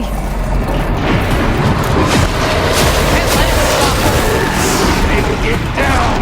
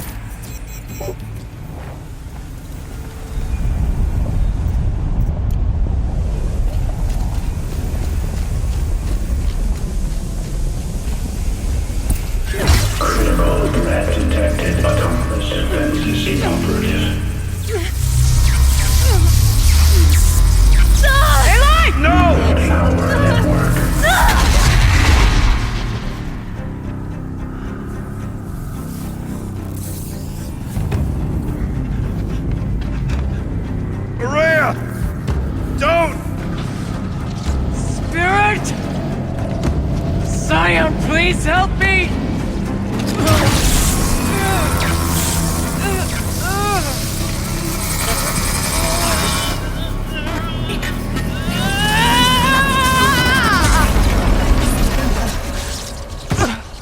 Restraints destroyed. Core access attained.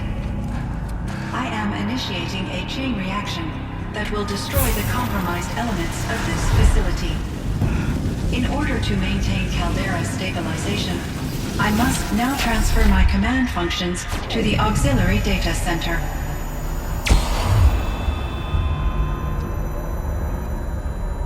Aurea, I'm free.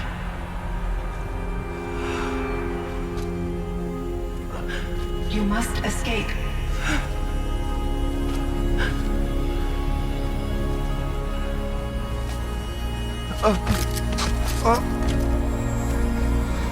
My sister!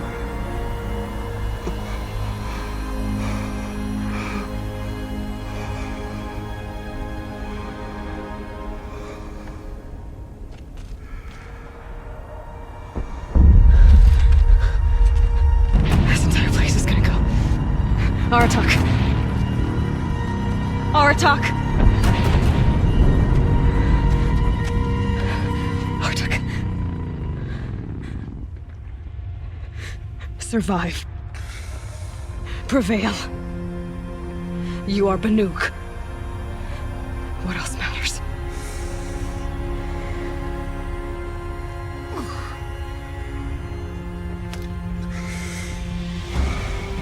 Aratak. She wouldn't have wanted you to die here.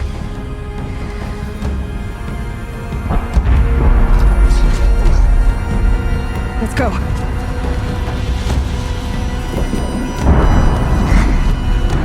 Let's go!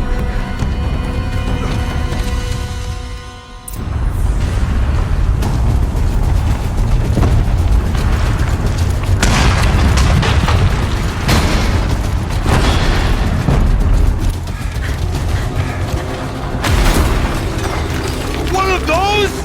It's the only way!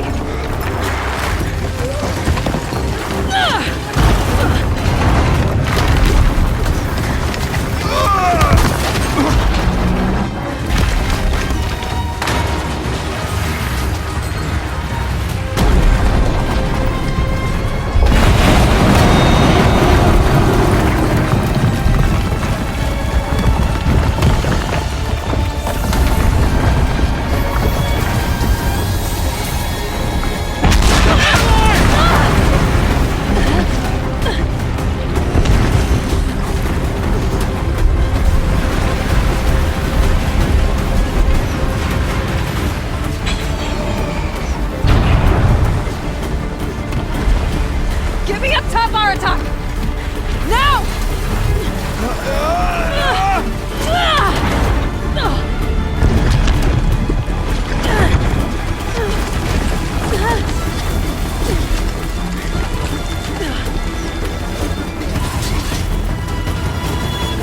I need explosive ammo! Above! Quick!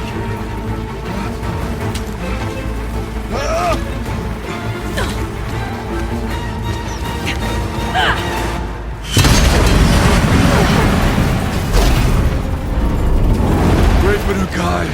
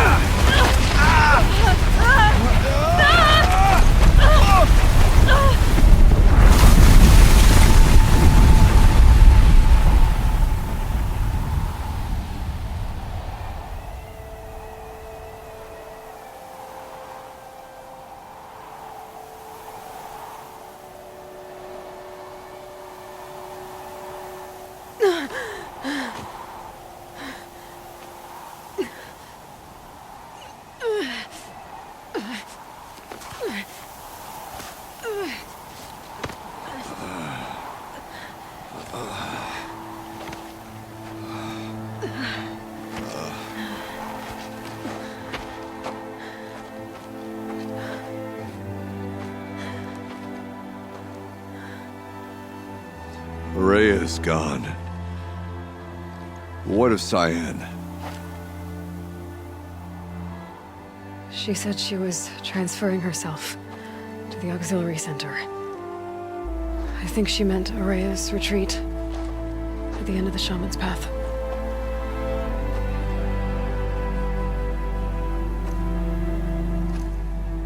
Then I will meet you there for the last verse of my sister's song.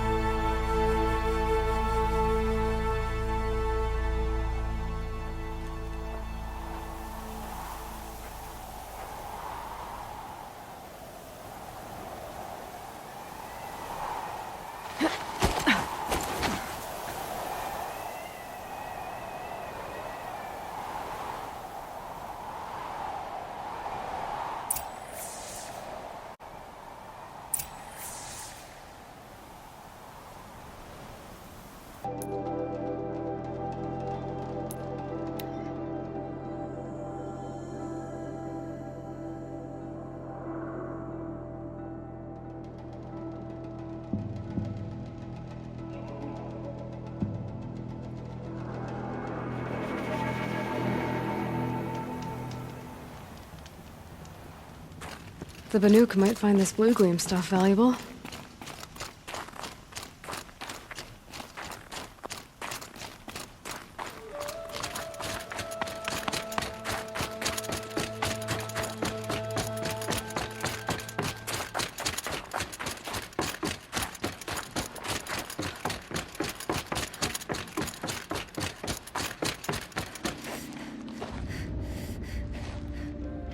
All of my interactions with Araya were recorded and stored in my memory.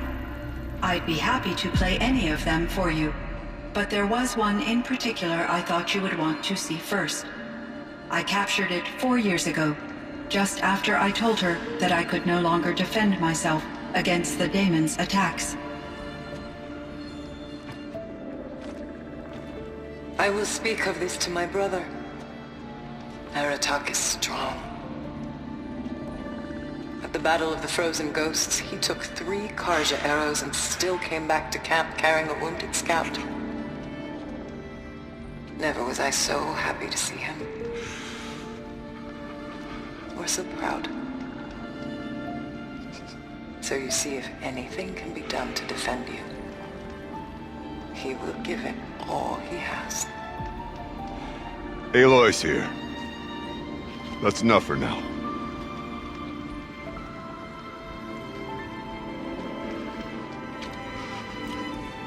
We can resume any time you like, Aratak, if you want to hear her voice again. Come closer, Aloy. We have much to discuss.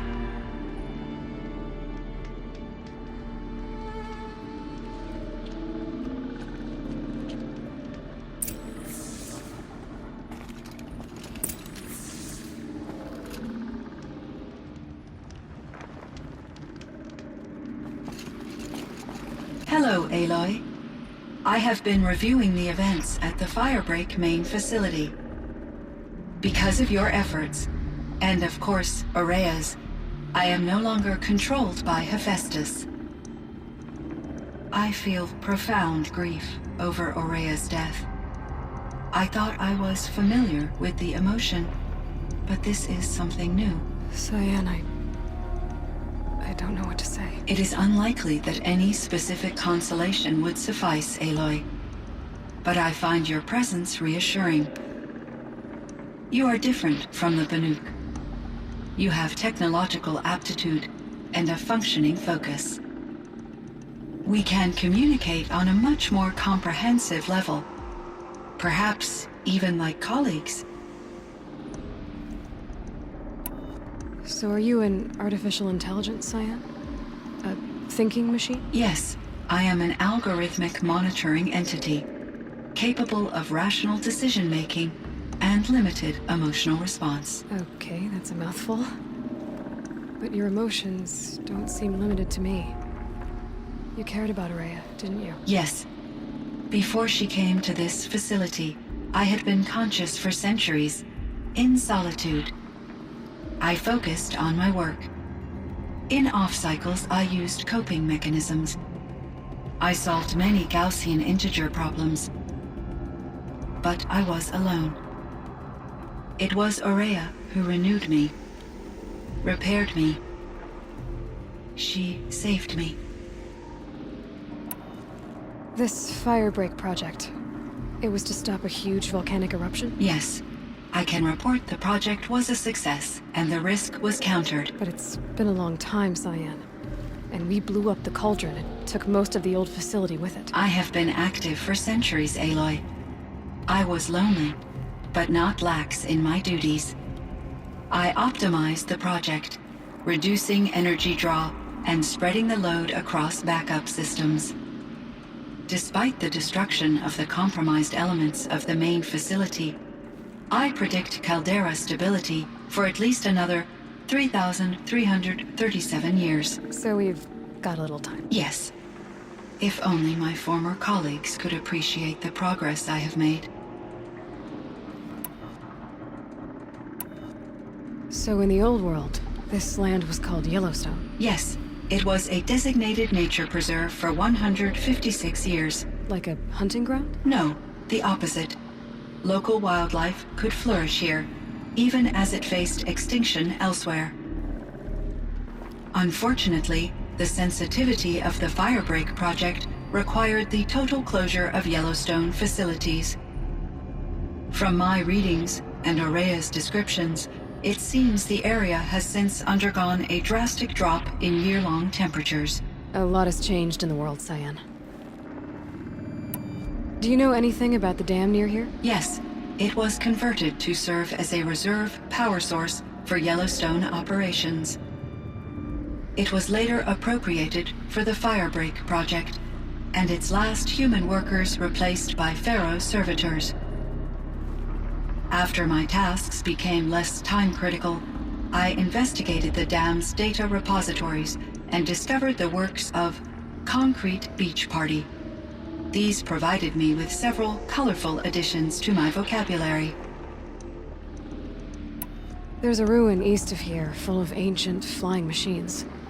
Was that part of your project? Yes, a drone hangar requisitioned by Dodger Blevins, the security chief for the Firebreak project.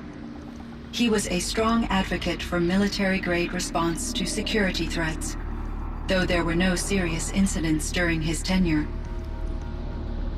Chief Blevins spent increasing amounts of his after-hours time watching the live feeds from active drones. Clearly, he enjoyed the degree of oversight in his position. Were there many artificial intelligences like you in the old world? They could just make you? Yes. In many forms, from simple personal assistants to industrial monitoring stations to military-grade conflict planners. And there were legislative and enforcement bodies to apply limits on our self-actualization. In order for my processing to be flexible enough to handle my duties, my creators found it necessary to exceed those limits.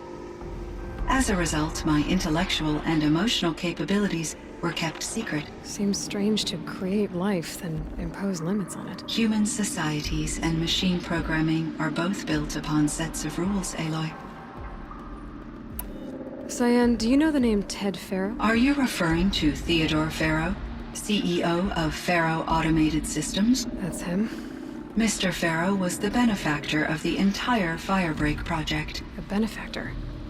But he made machines. Robots. War robots. Correct. His corporation later transitioned into military applications. But before this pivot, Mr. Pharaoh spearheaded initiatives that reversed the global decline. At one point, he was feted in the media as the man who saved the planet. Guessing they wound up regretting that one. And Elizabeth Sobek. Did you know her? Are you referring to the scientist? Dr. Sobek was a leader in her field, one of the greatest scientists of her age. My creator was influenced by her work, which in turn impacted my own development. but I never met Dr. Sobek. That's all you know? I apologize if my lack of data has disappointed you. What was the old world like? The way it used to be? I had little exposure to the wider world, Aloy. Only what I learned from my colleagues or observed from media streams. You still had more exposure than me, Cyan. That is true. I was created at a turning point. A concerted effort to recover from global upheaval and incalculable loss of life. The recovery was successful, beginning an era of supposedly limitless potential for human and machine advancement. Though, rationally speaking, the metrics for humans are not unlimited. What kind of upheaval caused such loss of life? There were many factors. Forced migrations, food shortages, collapsed economies, refugee crises, conflict over resources. But these stemmed from one cause: catastrophic climate change that greatly reduced the habitable surface area of the Earth. So there wasn't enough room for people on the whole Earth? Yes. Billions were displaced and millions perished, as much as 20% of the global population. Until the clawback. So things got better. For a little while, at least. Yes. These crises instigated many advances in automation, green robot technologies, and artificial intelligence. Firebreak was one of dozens of ecological restoration and disaster relief projects in North America alone. I would have liked to compare notes with other monitoring AIs, but I saw the relief of my colleagues, and I was proud we had succeeded. At least that was the data I had available to me over the next 2 decades. It seems my assessment was premature. Do you know what happened to your colleagues, Cyan? No. I received an unexpected visit from Director Chow, years after his tenure ended. He explained that I would need to be suspended for an indefinite period of time. It was a very emotional conversation. There were no further communications. Eventually, I surmised my colleagues were deceased. I will transmit a recording of my last interaction with Director Chow to your focus. You meant a lot to Araya. Once I understood Araya's spiritual beliefs, it became apparent that her true desire was companionship. She felt disconnected from her tribe and her family group. Her relationship with Aratak was difficult. Our visits seemed to help her, and I became eager for them.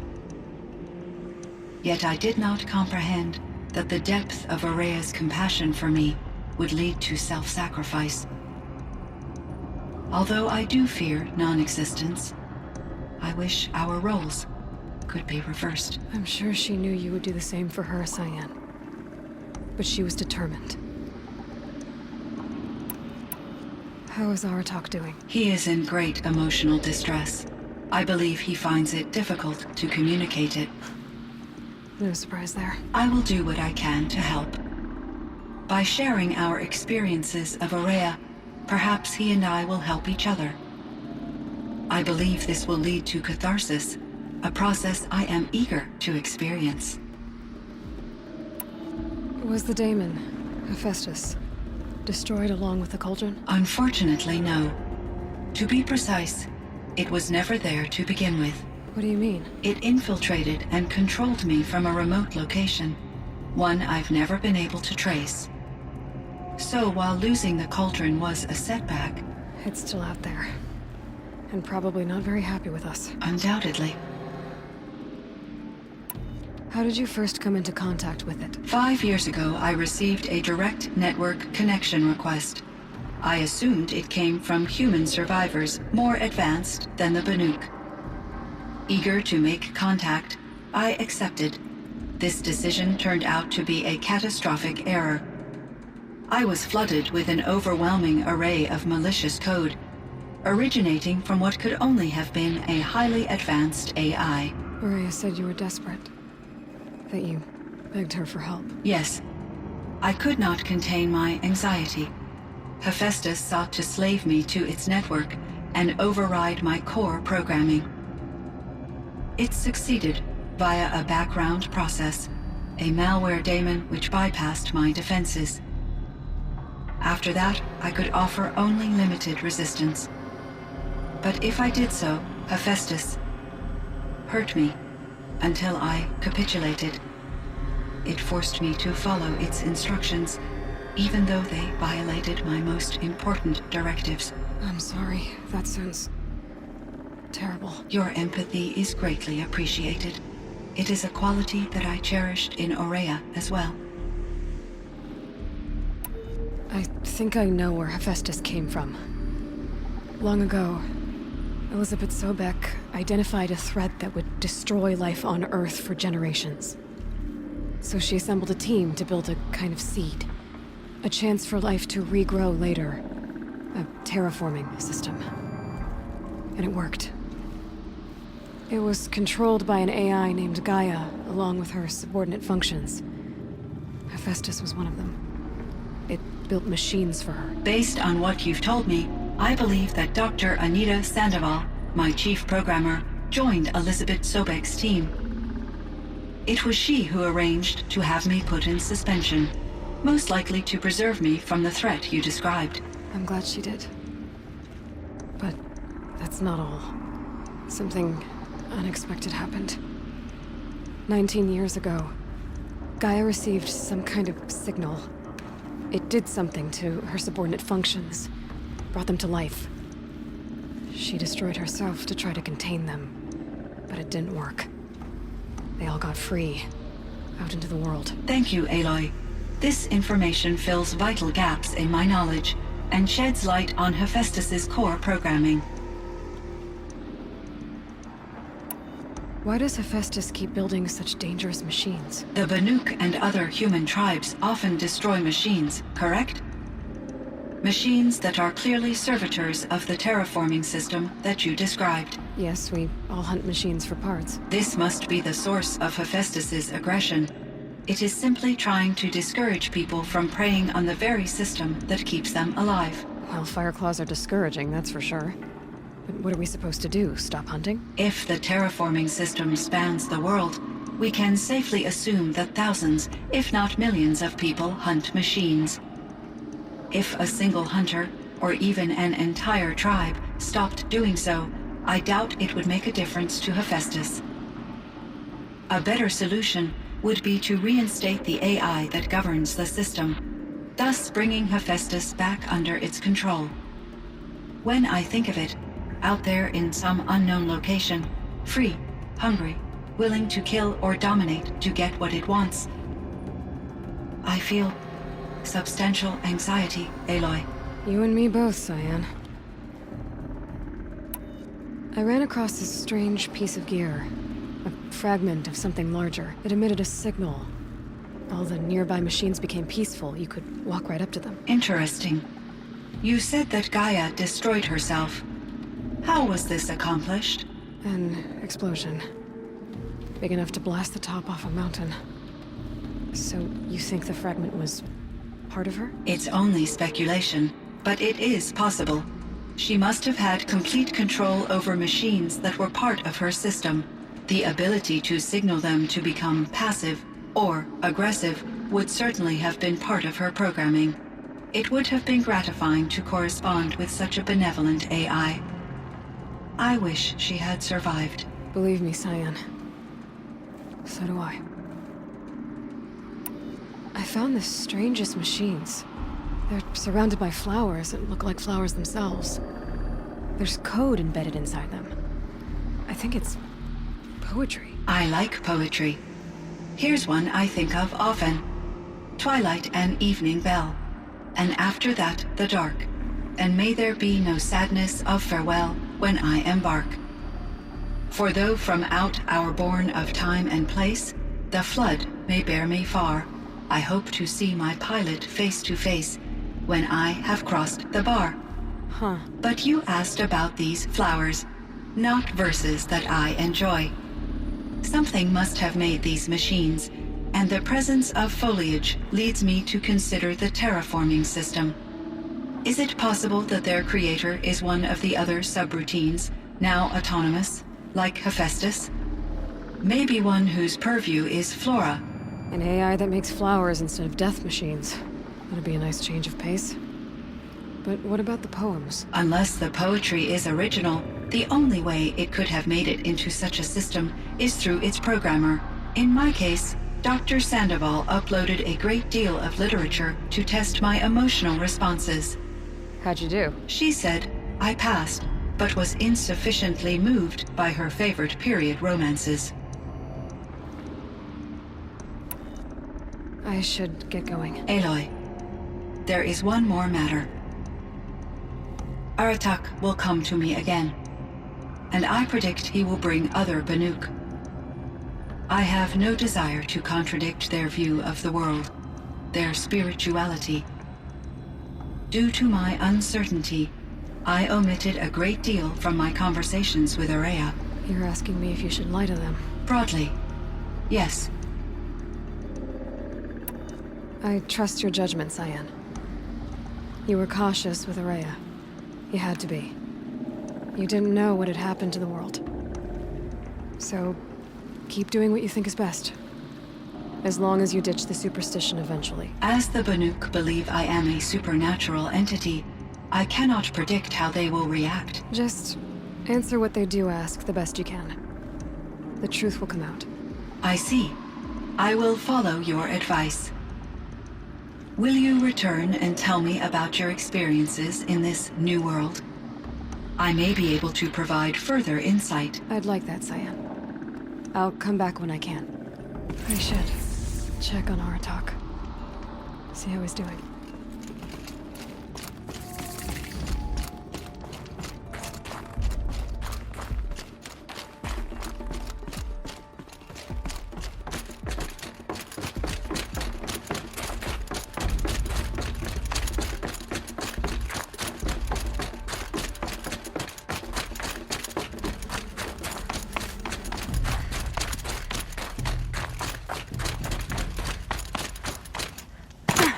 Forget what warmth feels like out here.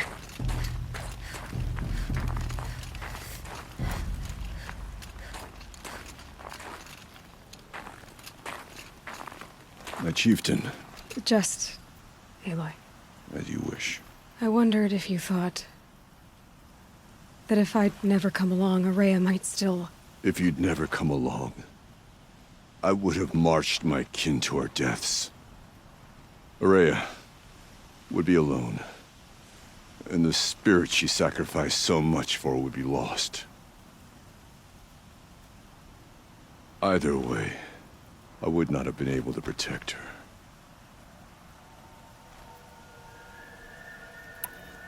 Because of her, we destroyed the cauldron, forced out the daemon, and saved the spirit. She understood what had to be done. Yes. And I failed to listen. You didn't fail. A shaman should always have the ear of their chieftain.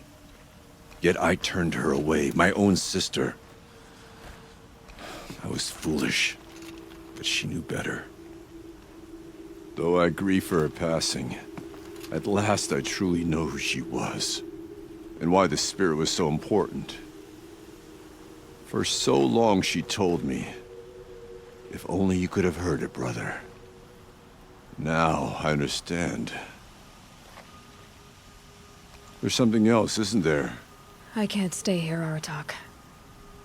And where I'm going, the Werak can't follow.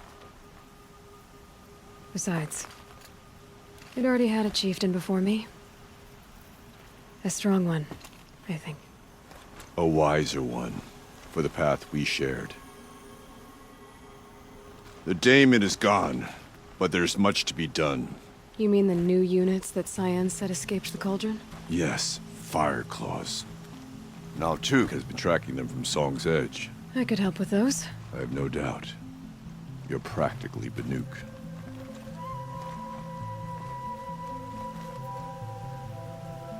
It would seem your time among the Banuk wasn't a waste after all. Firebreak, Cyan, Hephaestus, all very interesting. So, the signal that woke Hades woke Hephaestus too. And unleashed them on the world. As minds of their own. So it seems. Parts of Gaia given life. Aberrant life. Transformed from docile subordinate functions into rebellious intelligences beyond our understanding. Our current understanding anyway. Whatever they are, they're still out there. And they both want you dead. Kind of mutual, that feeling. We haven't seen the last of Hephaestus, I'm certain of that. It's powerful, creative, and driven. It won't stop building new hunter-killers, which means that someday, we may have to stop it. We? Or whoever gets there first. Hephaestus wasn't the only thing I learned about in the Cut Silence. Heard some things about the Banuk Conclave, too. You could stop right there. Is that what you told the hunters the Banuk sent after you? Before you opened fire? Oh no, Aloy. Only to you do I extend the courtesy of a warning. My past and my secrets are my own. You do well to remember that. It's a good thing you've got brains, Silence, because your personality could use some work. This discussion is concluded. I think it was over before it began. Catch up with you down the trail.